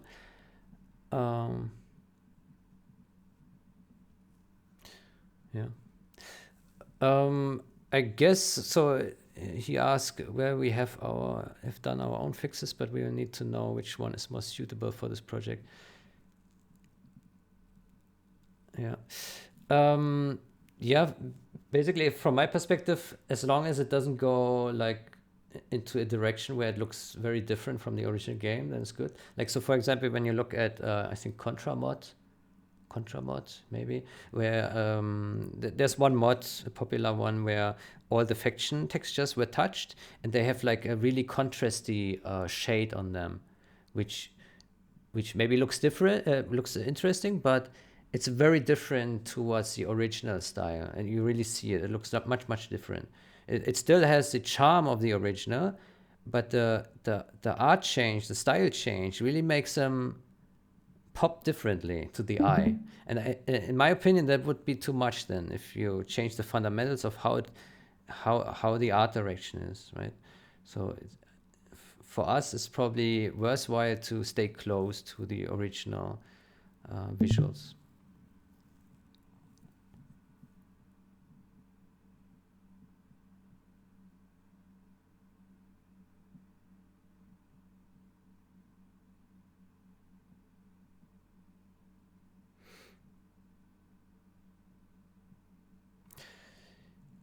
Yeah, I don't know about your workflow. Maybe you can present it and then we can look at it. Yeah, but there is merit to this workflow that we have. I know that traditionally modders probably use more the loose files, and packaging things by hand. Maybe you have other tooling in place. I don't know. Yeah, but what you can do is you can continue working with your workflows, and then you just translate changes to how we then take them, right, at some point. Yeah, I don't know. You would have to figure it out, but it needs to go into some format that we can work with. Yeah. So we don't really work with the finally compiled thing. So we don't work with W3D files and DDS files, right? So all these things need to be generated. Yeah. So you will never send these. You will send PSD files, right?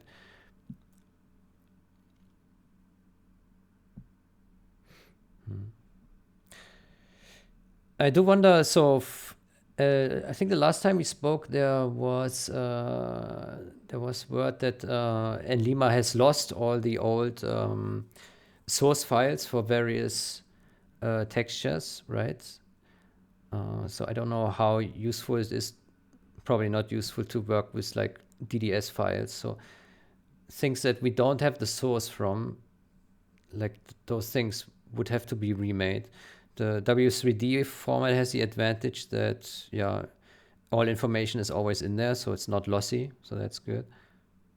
But yeah, with textures, it's nice to have the PSD files with the layers inside, because without it, it's hard to like go back and make some small tweaks here and there, right? Yeah.